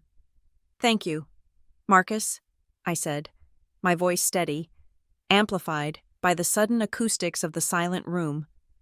I stepped out of the shadows. I did not look back at my family. I did not need to. They were no longer the main characters of my story. They were barely footnotes. I walked past my team, moving into the full glare of the spotlight. The path to the stage was open. The stairs awaited, and at the top of those stairs lay the microphone that would amplify my voice to the world, and finally, permanently, silence theirs. The sound of a single crystal flute hitting the marble floor shattered the silence like a gunshot. It was Savannah. Her hand, previously clutching the glass of mineral water I had fetched for her like a servant, had simply gone numb.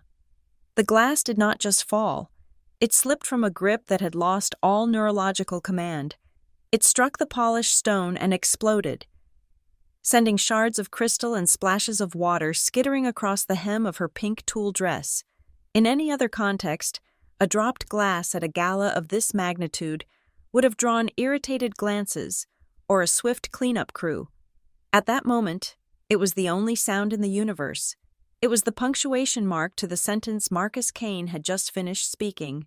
"Madam Chairwoman." The words hung in the air, heavy and absolute. I did not look at the broken glass. I did not look at the water soaking into my sister's expensive shoes.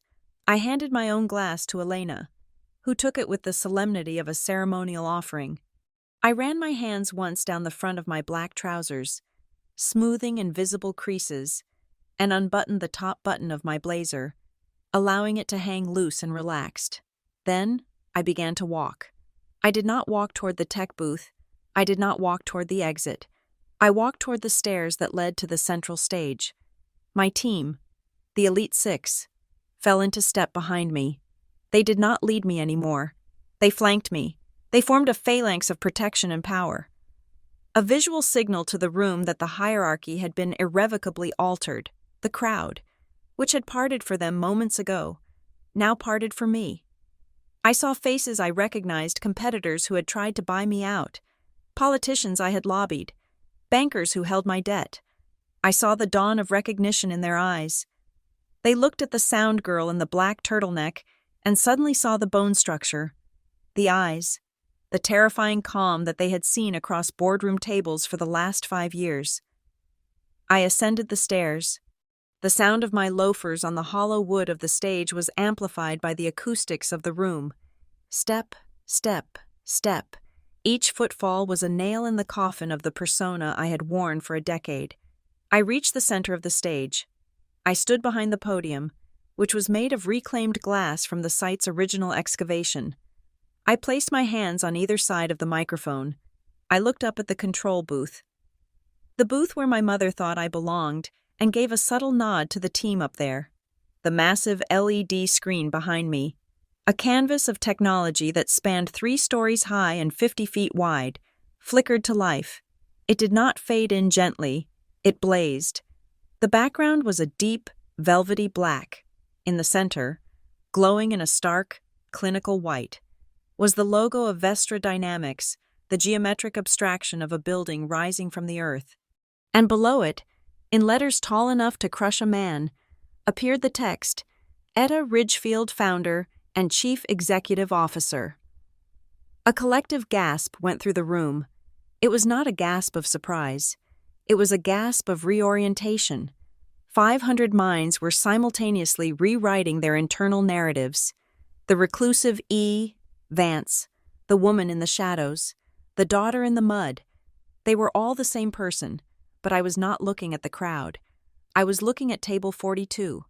The reaction of my family was a study in biological shock. My father, Robert, had turned a color I had never seen on a human being before. It was not pale. It was translucent. He looked as if his blood had simply evaporated. His mouth was opening and closing like a fish pulled onto a dock. But no sound was coming out. He was gripping the edge of the table so hard his knuckles were white, as if the table were the only thing keeping him from falling off the surface of the earth. Savannah was frozen, staring at the screen with eyes that were wide and terrified. She looked from the giant letters of my name down to her phone, then back up to me. She realized, in a horrifying cascade of clarity, that she had just live-streamed her own obsolescence. The failure she had mocked was the owner of the venue she was standing in. The roadie she had laughed at was the woman who could buy and sell her entire influencer career with the loose change in her pocket, but it was my mother, Patricia, whose reaction was the most satisfyingly complex. She was not just pale, she was gray. The blood had drained from her face so completely that her rouge stood out like clown paint. Her jaw had unhinged. She was staring at me, but she was not seeing me. She was seeing the death of her narrative. She was seeing 10 years of lies, 10 years of condescension, and 10 years of comfortable superiority disintegrating in a single second. She looked at the screen, reading my name over and over again, mouthing the syllables as if trying to understand a foreign language. Etta Ridgefield, CEO. The cognitive dissonance was physically hurting her. She could not reconcile the daughter she pitied with the titan standing before her. Her brain was glitching. She took a step back, her heel catching on the carpet, and she stumbled, clutching my father's shoulder to stay upright. It was at this precise moment that Arthur Sterling made his move. The silver-haired billionaire, the man my mother had tried to impress with her cruelty just minutes ago, walked out of the crowd. He did not stay in his designated spot. He walked right up to the edge of the stage, ignoring protocol, ignoring the security guards who started to move toward him. He looked up at me, his eyes twinkling with a mixture of respect and delight. He reached a hand up toward the podium. I stepped forward and leaned down, grasping his hand firmly. The microphone picked up our interaction clearly. The room was so silent that even a whisper would have been audible, but Sterling did not whisper. He spoke with the projection of a man who owned railroads. "Magnificent entrance, Etta," Sterling said, shaking my hand with a vigor that shook my shoulder.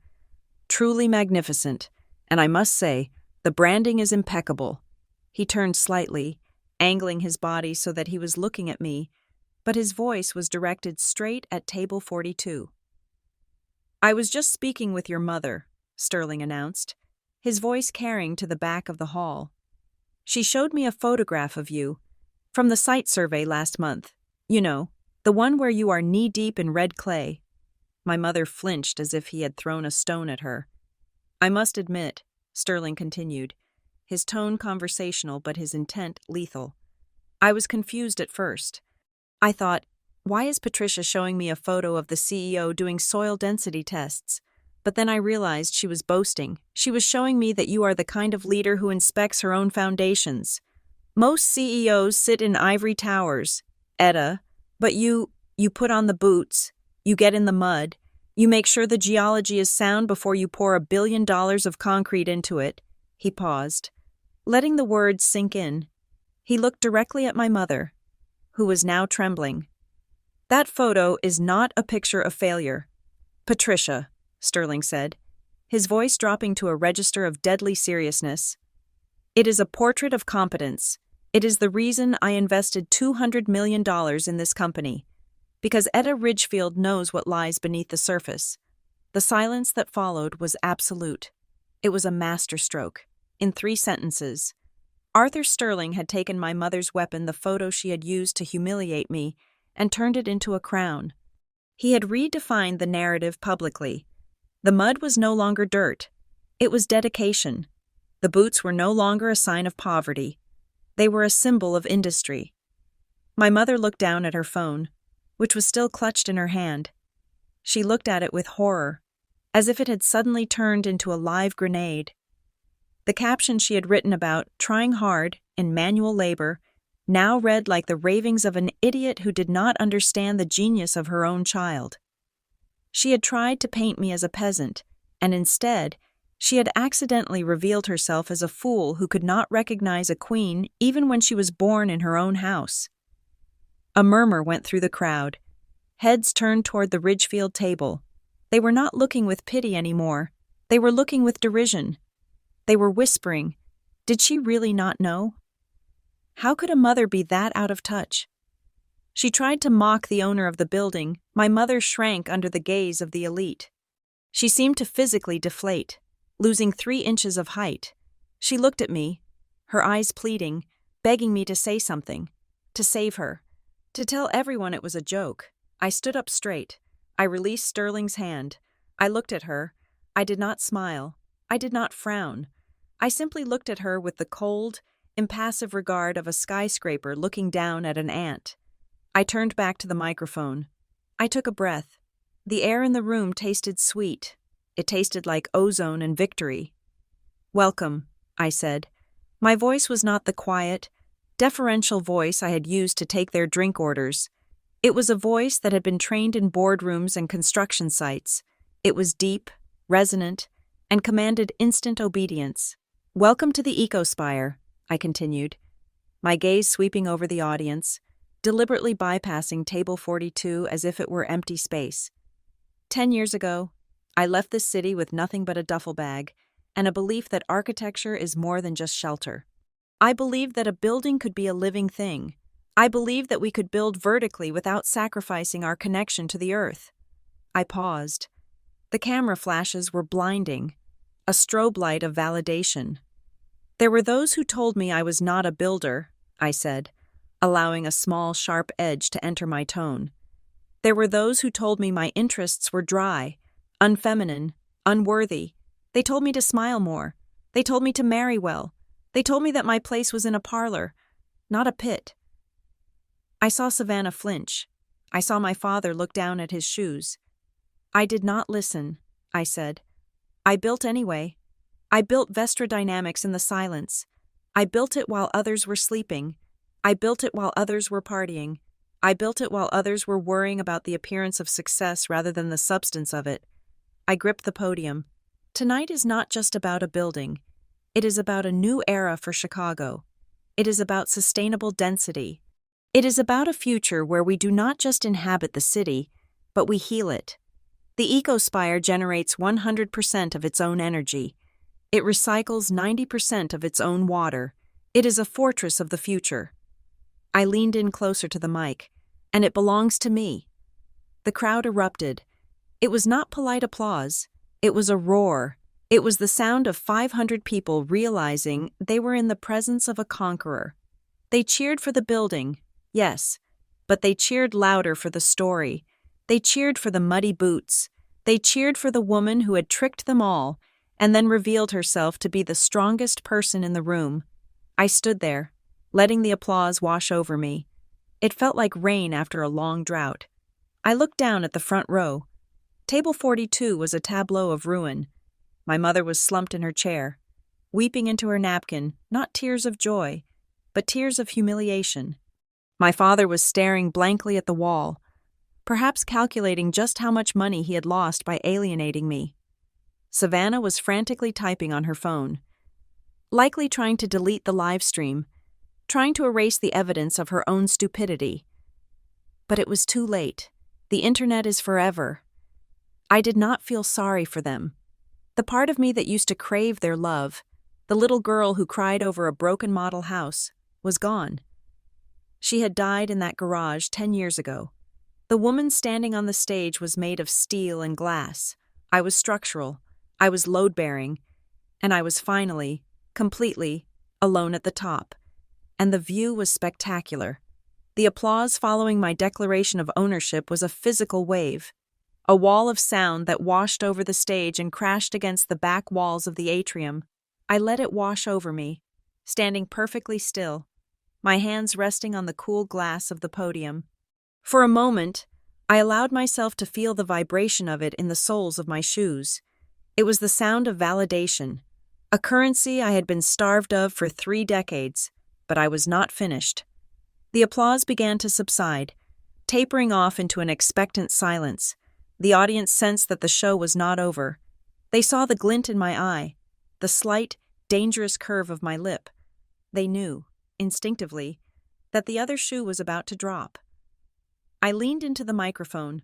Before I conclude, I said, my voice dropping to a conversational, intimate register that drew 500 people to the edge of their seats. I must acknowledge the date. Today is March 8th, International Women's Day. It is a day to celebrate our achievements, our resilience, and our truth. I paused. I looked directly at table 42. My mother was freezing, her napkin halfway to her mouth. My father was staring at the tablecloth as if wishing it would turn into a trapdoor. Savannah was looking around wildly, like a trapped animal sensing the closing of the snare. I continued. This morning, I received a very special gift. It was a digital gift, shared publicly on social media by a woman who has played a pivotal role in shaping who I am today. My mother, Patricia Ridgefield. A ripple of confused whispers moved through the room. Was this a reconciliation? Was I about to thank her? I raised my hand and snapped my fingers. David, put it on the screen, please. Behind me, the massive LED wall shifted. The elegant Vestra Dynamics logo dissolved. In its place, projected 30 feet high and 50 feet wide, appeared the Instagram post. The resolution was crisp. Every pixel of my mother's pettiness was now magnified to the size of a billboard. On the left was Savannah, frozen in her pink Dior dress, sipping tea with her pinky extended, looking fragile and decorative. On the right was me, covered in red clay, hair plastered to my forehead, holding the crumpled blueprints, standing in a hole in the ground, and below it, the caption, legible even to the people standing in the back of the room. At least she is out there trying her best in the manual labor workforce. It is not the life we dreamed of for her. Pray for Etta. The audience gasped. It was a sharp, collective intake of breath. Seeing it on a phone screen was one thing. Seeing it projected in a room full of billionaires was another. The cruelty was magnified by the scale. I turned slightly, gesturing to the screen with an open hand, like a curator presenting a masterpiece in a museum. This image was posted at 9 o'clock this morning. I said, my voice calm and analytical. It has received over 5,000 likes. It was intended, I believe, to draw a contrast between success and failure, between grace and grime, between the daughter who shines and the daughter who struggles. I walked out from behind the podium. I wanted nothing between me and the audience. I wanted nothing between me and my family. Let us analyze this image. Shall we? I asked. I pointed to the left side of the screen, to Savannah, on the left. We have a vision of traditional elegance, a beautiful dress, a high tea service. It represents a life of leisure, of being observed, of being decorative. It is a lovely image. I turned and walked to the other side of the stage, standing directly beneath the projection of my muddy, exhausted self. And on the right, we have this.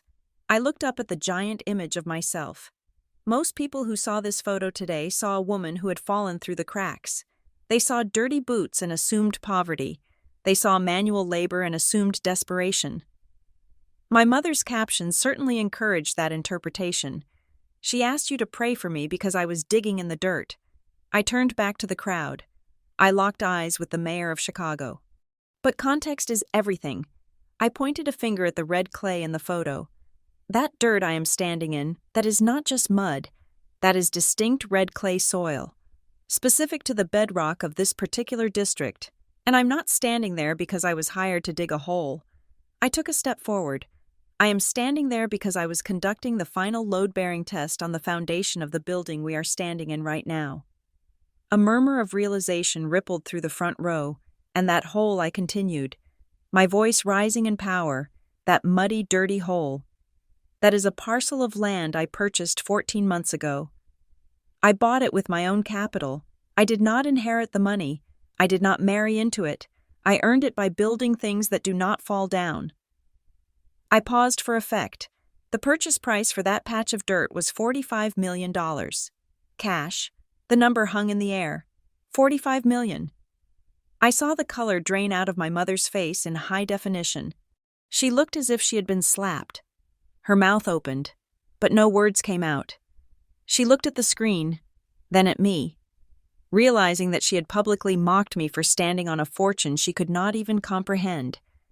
I pointed to the blueprints in the photo. And these papers in my hand, I am not holding them because I am confused. I am holding the structural schematics for the ecospire.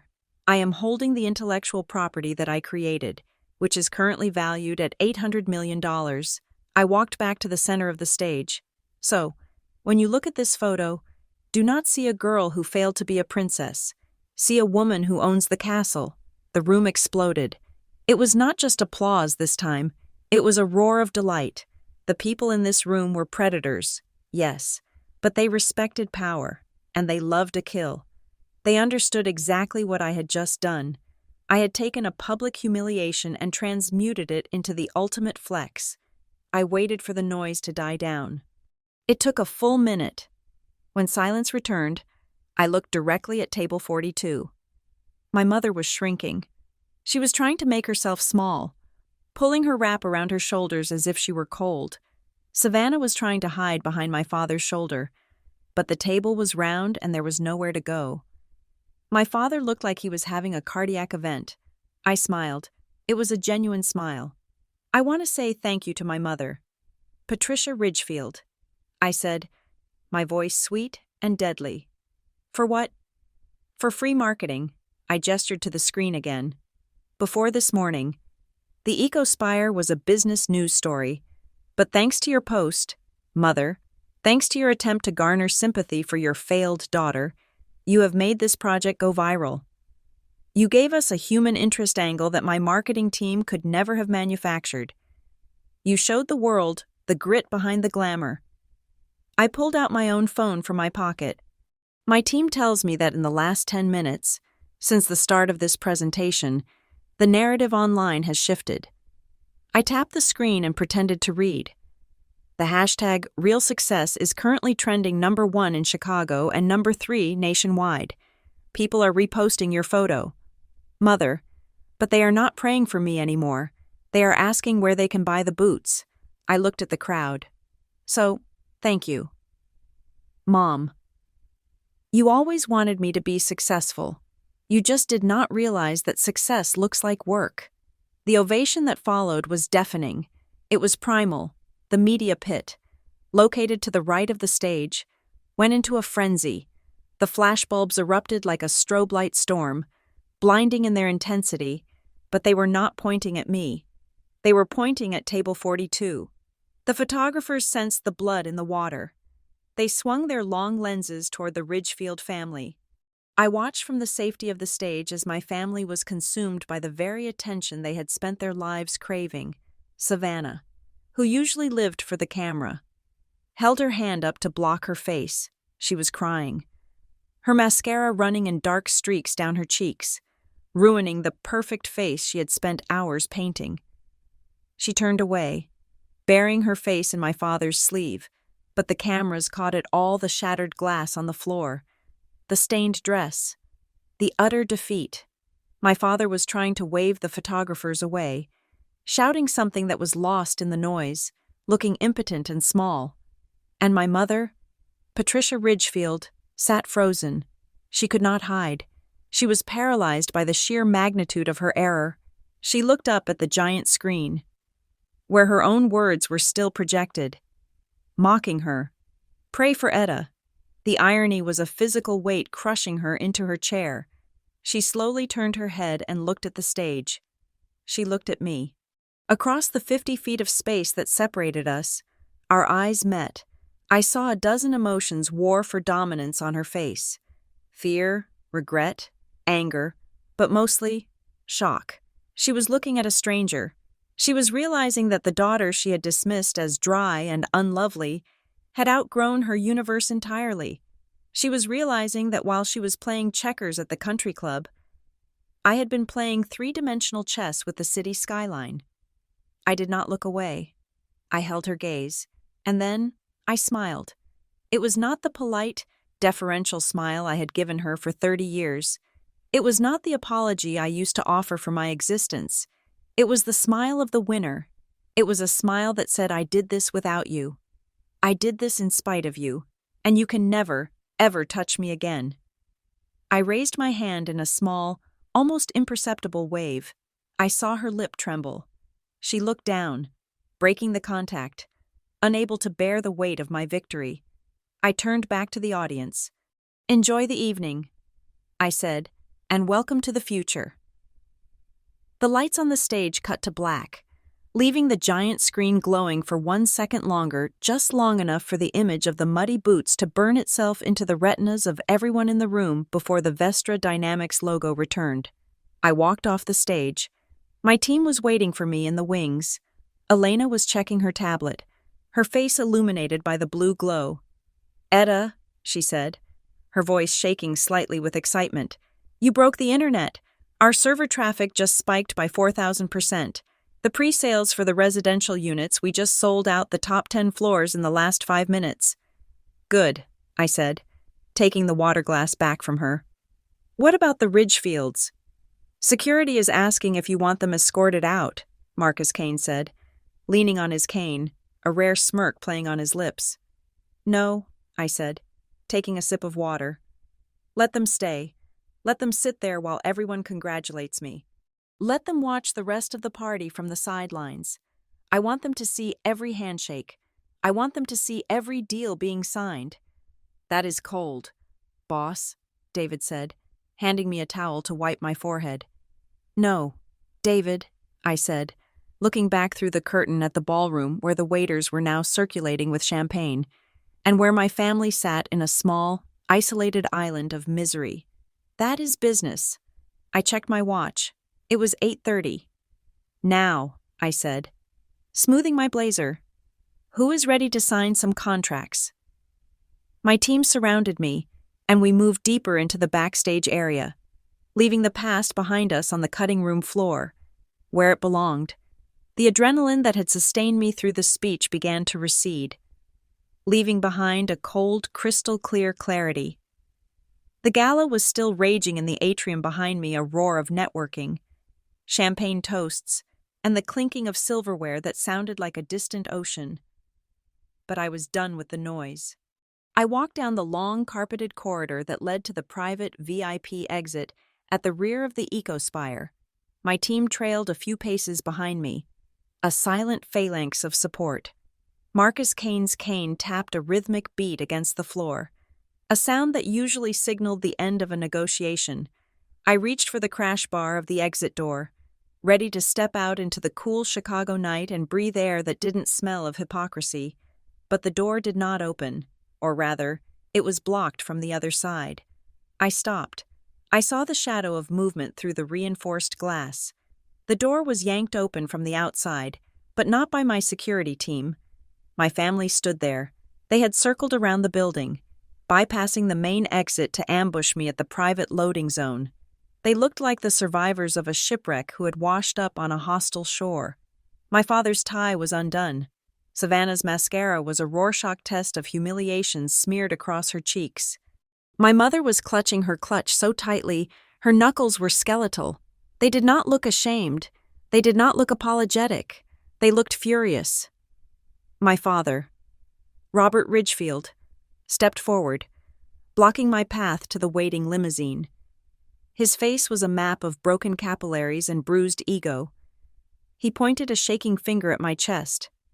You, he spat, his voice trembling with a rage that had nothing to do with parental disappointment and everything to do with public embarrassment.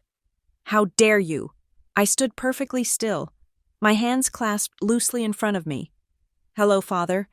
I assumed you would be enjoying the dessert course. Enjoy, he shouted, his voice echoing off the concrete walls of the loading dock. You humiliated us. You stood up there, in front of the mayor, in front of Arthur Sterling, and you made us look like complete fools. Why did you hide this? Why did you let us walk in there thinking you were a nobody?" "I never said I was a nobody," I replied calmly. "You assumed it? There is a difference." "You deceived us," he roared. "You let us make fools of ourselves. Do you have any idea how bad this looks for me? For my business. I have been telling people for years that you were finding yourself. Now they know I didn't even know my own daughter was a billionaire. You made me look incompetent." Etta. That was the crux of it. He wasn't angry that he had mistreated me. He was angry that my success had exposed his ignorance. Before I could answer, my mother stepped in front of him. She shoved him aside with a sharp elbow. Patricia Ridgefield was a creature of rapid adaptation. She had realized, in the 10 minutes since my speech, that anger would get her nowhere. She needed a new strategy. She needed to rewrite history, instantly. Her face softened. The snarl vanished, replaced by a terrifyingly bright, trembling smile. She reached out as if to hug me, though she stopped short when Marcus Kane took a subtle step forward. "Oh, Robert, stop it," she chided my father, her voice dripping with a sickly sweet syrup. "Etta didn't mean to hurt us, did you, darling?" She looked at me, her eyes widening with a manic intensity. "I am so proud of you, Etta," she said, nodding enthusiastically as if trying to convince herself. "I knew it, deep down. I always knew you had this spark. That is why I was so hard on you. You understand that, don't you?" I tilted my head, studying her like a biological specimen. "Is that so?" "Of course," she exclaimed. "That post this morning, the caption, it was reverse psychology. Sweetheart, I was trying to light a fire under you. I knew that if I challenged you, if I pushed you, you would rise to the occasion. And look, it worked. You revealed yourself. It was a mother's intuition. The gaslighting was breathtaking. She was trying to take credit for my empire by claiming her abuse was actually a motivational strategy. So," she continued, smoothing the front of her sequined dress, gaining confidence from her own lie. "Now that the cat is out of the bag, we can finally operate as a team, the Ridgefield women taking over the city. It is a wonderful narrative." She stepped closer, lowering her voice to a conspiratorial whisper. "Now, obviously, Savannah is going to need a soft landing. The internet is being quite cruel to her right now because of the misunderstanding. We need to fix her image." Savannah. Hearing her name, perked up. She wiped her nose with the back of her hand and stepped forward. The shame she had felt on stage had evaporated, replaced by the naked entitlement that had been bred into her since birth. "Yeah," Savannah said, her voice raspy. "You have no idea what my DMs look like right now. Etta, people are telling me to get a job. It is traumatizing." She crossed her arms, looking at me with a mix of resentment and expectation. "You kind of owe me," Savannah said. "I mean, you used my face on that giant screen without my permission. That is a violation of my image rights, and you admitted that my post made you viral. So, technically, I am part of your marketing team." I stared at her. "You want me to pay you?" "I don't want a handout," Savannah said, lifting her chin. "I want a position. I was thinking director of brand partnerships, or chief lifestyle officer, something with an office on the top floor. And I need you to issue a press release saying that we were in on the joke together. Say that the Instagram post was a planned PR stunt. That will save my reputation. And," my mother added, "your father could certainly help with the board. He has years of experience. He could be a senior advisor. We can keep it all in the family, with your money and our connections." "Your connections?" I interrupted. "Well, yes," my mother said, faltering slightly. "We are Ridgefields. We have standing in this community." I looked at them. I looked at the 3 people who had shared my DNA, but never my reality. They were standing at the back door of a $2.5 billion building that I owned, demanding executive titles and reputation laundering, completely oblivious to the precipice they were standing on. They thought the game had changed. But they thought the rules were the same. They thought money wiped the slate clean. They thought that because I was rich, I would now pay for the privilege of their love. I let out a long, slow breath. You want to talk about finances, I said, and you want to talk about connections. Yes, my father said, straightening his tie. We need to structure this properly. I can have my lawyer draw up some employment contracts tomorrow. That will not be necessary, I said. I raised my right hand and snapped my fingers once. Marcus Kane stepped out of the shadows. He did not look at my parents. He opened his leather briefcase, the latches clicking loudly in the silence of the loading dock. He pulled out a thick blue folder. Who is this? My father demanded. We are having a private family discussion. This, I said, is Marcus Kane. He is my chief legal counsel, and he is the only person who will be speaking to you from this moment forward. Marcus walked up to my father. He did not hand him the folder. He held it open, presenting a single sheet of paper that sat on top. Mr. Ridgefield, Marcus said, his voice like grinding stones.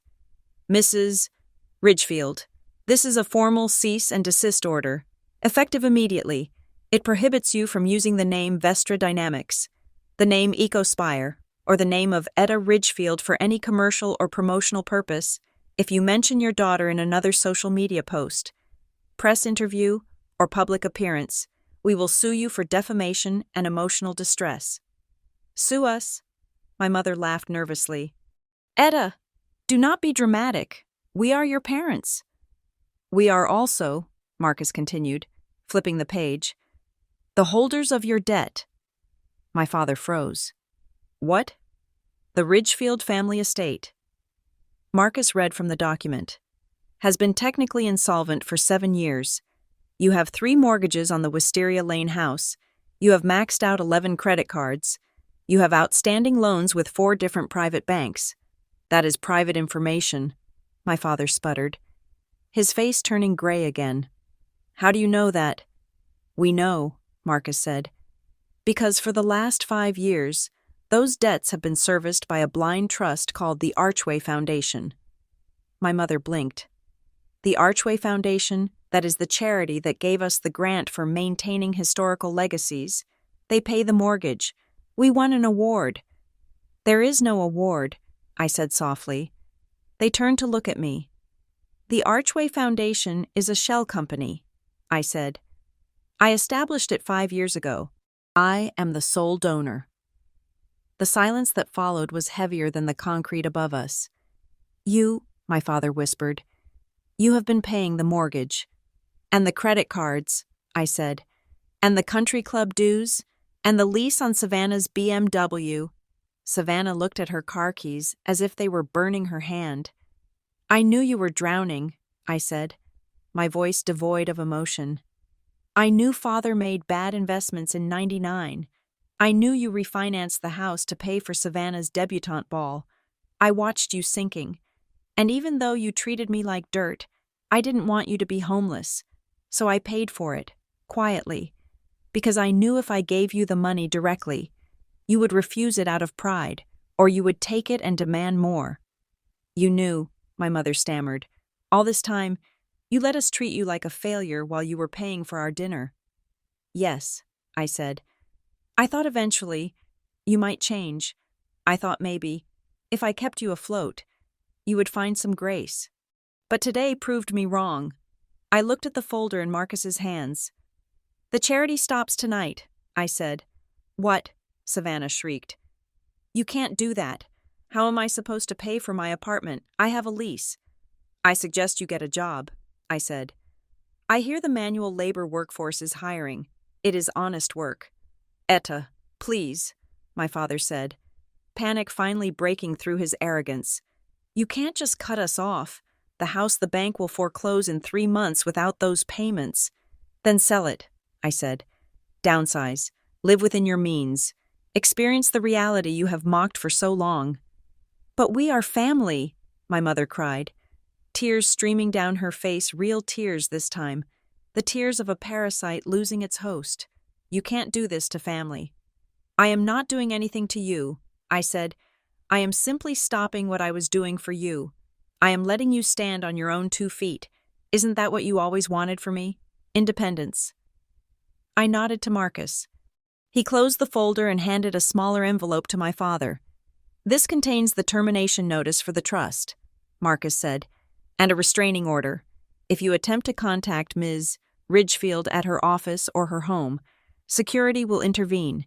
If you attempt to leverage her name, we will litigate. Do you understand? My father took the envelope. His hands were shaking so hard he almost dropped it. He looked at me, and for the first time in his life, he didn't see a daughter he could bully. He saw a stranger he could not afford. Etta, he whispered. Please. Goodbye. Robert, I said. Goodbye. Patricia. Goodbye. Savannah. I turned my back on them. Wait, Savannah screamed, running forward to grab my arm. You can't just leave, I'm your sister. Before she could touch me, a large hand intercepted her. It wasn't Marcus. It was the head of security, a man named Miller who was 6'5" and built like a vault door. He didn't shove her. He simply occupied the space between us, an immovable wall of black wool. Step back, ma'am, Miller said. I didn't look back. I walked toward the waiting limousine. The door held open by my driver. I heard them screaming behind me. I heard my mother wailing about how ungrateful I was. I heard my father cursing. I heard Savannah crying about her car. But as the heavy door of the car thudded shut, sealing me inside the soundproof cabin, their voices were cut off instantly. The silence was absolute. It was luxurious. Where to, Ms. Ridgefield? The driver asked. I looked out the window. I could see them standing on the loading dock, arguing with Marcus, small and insignificant against the backdrop of the massive tower I had built. They looked like ghosts fading in the morning light. Take me home, I said. I have a new project to start tomorrow. The car glided away, leaving the Ridgefields in the past, right where they belonged. The limousine did not take me to a distant estate in the suburbs. It circled the block and returned me to the private underground entrance of the Eco Spire. This building was not just my office. The penthouse on the 120th floor was my sanctuary, the only place on Earth where the air felt thin enough to breathe. I took the high-speed elevator alone. The numbers on the digital display climbed rapidly, 50, 80, 100 blurring into a streak of white light.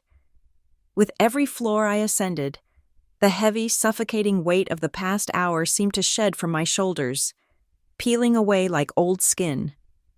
When the doors opened onto the rooftop terrace, the wind hit me first. It was a cold, sharp wind off Lake Michigan, carrying the scent of deep water and distant storms. I stepped out onto the observation deck. The glass barrier was invisible in the dark, making it feel as though I were standing on the edge of the world, suspended in the night sky. Far below, 120 stories down, the city of Chicago was a grid of amber and diamond dust. I could see the tiny, insignificant specks of cars moving along the arteries of the highway. I could see the loading dock where I had left my family. From this height, the drama that had consumed my entire life looked microscopic. I walked to the edge and looked down. I imagined the security team escorting the Ridgefields off the premises. I imagined my father's shouting, my mother's wailing, and Savannah's protests. But up here, the wind swallowed it all. Their voices, which had once sounded like thunder in my childhood bedroom, were now silenced by the sheer scale of the reality I had built. They were screaming into a hurricane. They were ghosts trying to haunt a machine that had no superstition. I took a deep breath, filling my lungs with the freezing air. I closed my eyes and let my mind drift back one last time. I thought of the 12-year-old girl sitting on the hardwood floor of the living room, staring at the crushed remains of her balsa wood model house.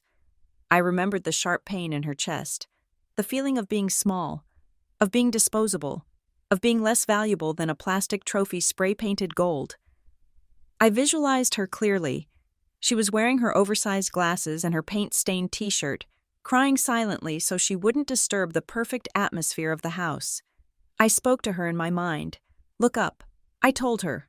Look at where we are standing. I felt a physical sensation of release. like a knot untying in the center of my chest. The little girl was not crying anymore. She was looking at the skyline. She was safe. She was done. My phone vibrated in my pocket. A short, sharp buzz that pulled me back to the present. I pulled it out. The screen was bright in the darkness. It was a notification from Instagram. "This post has been deleted." I smiled. My mother had finally realized that the weapon she fired had blown up in her hand. The photo of me in the mud, the photo she thought would shame me into submission, was gone from her profile. But it did not matter. The internet never forgets. And the screenshots were already circulating on forums and news sites, framed not as a failure, but as an origin story. I swiped to the next notification. User Savannah Style has set their profile to private. I let out a short laugh. The influencer who lived for attention had been forced to shut the blinds. The comments section, usually her source of dopamine, had become a firing squad of reality checks. They were hiding. They were retreating into the obscurity they had always feared. I turned off the screen and slipped the phone back into my blazer. I did not need to block them. I did not need to engage with them. They were simply no longer relevant variables in my equation. I heard the soft whoosh of the elevator doors opening behind me. I did not turn around. I knew the footsteps. I knew the rhythm of the cane. "You know," a voice called out, the deep, gravelly voice of Marcus Kane. "It is freezing out here. We could be downstairs drinking the vintage Dom Perignon that the mayor is currently hoarding. The air is better up here," I said, still looking at the city. "Agreed," said Elena Vance. I turned around. My team, the Elite Six, had shed their armor. Marcus had loosened his tie. Julian had taken off his architectural glasses and was rubbing his eyes. Elena had kicked off her high heels and was standing in her stocking feet on the cold concrete pavers. They did not look like the titans of industry who had terrified the ballroom an hour ago. They looked like tired, happy people who had just finished a very long shift, and they were not carrying champagne. David, my assistant, walked forward. In his hand, he held a bottle of wine. It was not a vintage French label. It was a bottle of Red Oak Table Blend, a cheap, screw-top wine that cost $6 at the corner store. It was the wine we used to drink in the garage 5 years ago, when we were celebrating our first city contract, eating pizza on the floor because we couldn't afford chairs. "I had to bribe a waiter to go to the 7-Eleven down the street to get this," David said, grinning. He looked at me like I was insane. He offered me the stash from the reserve cellar, but I told him the boss has a specific palate. "You are a genius." "David," I said. He cracked the seal, no corkscrew needed, and poured the dark purple liquid into 6 plastic cups he had evidently scavenged from the break room. He handed one to me. I took the flimsy plastic cup. It felt better in my hand than the crystal flute I had held earlier. "To the mud," Marcus said, raising his cup. "To the mud," Julian echoed. "To the mud," we all said in unison. We drank. The wine was terrible, too sweet, with a harsh aftertaste of oak chips, but it tasted like loyalty. It tasted like the nights we stayed up until 4 in the morning redesigning support beams because we refused to compromise on safety. It tasted like the time Elena sold her car to make payroll during the lean months. It tasted like the truth. I looked at them. These people were not my blood. We did not share a last name. We did not have childhood memories of Christmas mornings or family vacations. But they were my family. Family is not the people who share your DNA. Family is not the people who demand you shrink so they can feel big. Family is not the people who post your failures for likes or demand your money for their mistakes.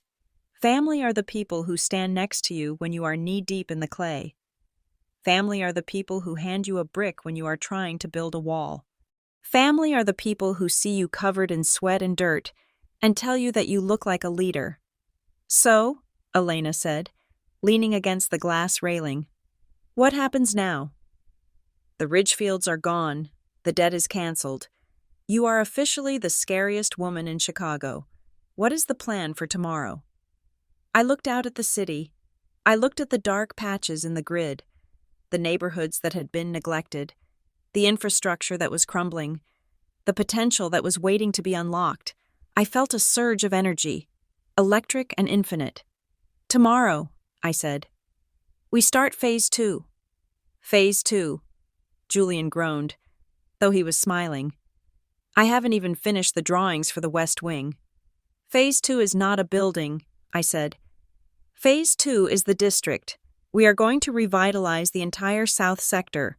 Affordable housing, green energy grids, community centers that actually work. We are going to show this city that profit and purpose are not mutually exclusive. Marcus tapped his cane on the ground. That will upset a lot of powerful people. Etta? Good, I said. I am in the mood to upset people. I turned back to the view. The lights of the ecospire reflected in the glass, superimposing my reflection over the city. I saw myself. I did not see the failure my mother had tried to create. I saw Etta Ridgefield. I realized then that the anger I had carried for so long was gone. It had burned up in the atmosphere of my ascent. I didn't hate my parents anymore. I simply didn't need them. I had outgrown the space they occupied in my heart, and I had filled it with steel, with ambition, and with the love of the people standing behind me. I raised my plastic cup to the horizon. Here is to the future, I whispered to the wind. My team raised their cups behind me. I drank the last drop of the cheap wine. I set the cup down on the railing. I turned my back on the empty dark of the sky. I turned my back on the memories of Wisteria Lane. I turned my back on the little girl who needed permission to exist. I looked at my team. I looked at the open door of the elevator, spilling warm, golden light onto the rooftop pavers. Let's go inside, I said. We have work to do. I walked toward them, my stride long and sure. I walked out of the cold and into the light, ready to build the next world. Thank you so much for listening to this story.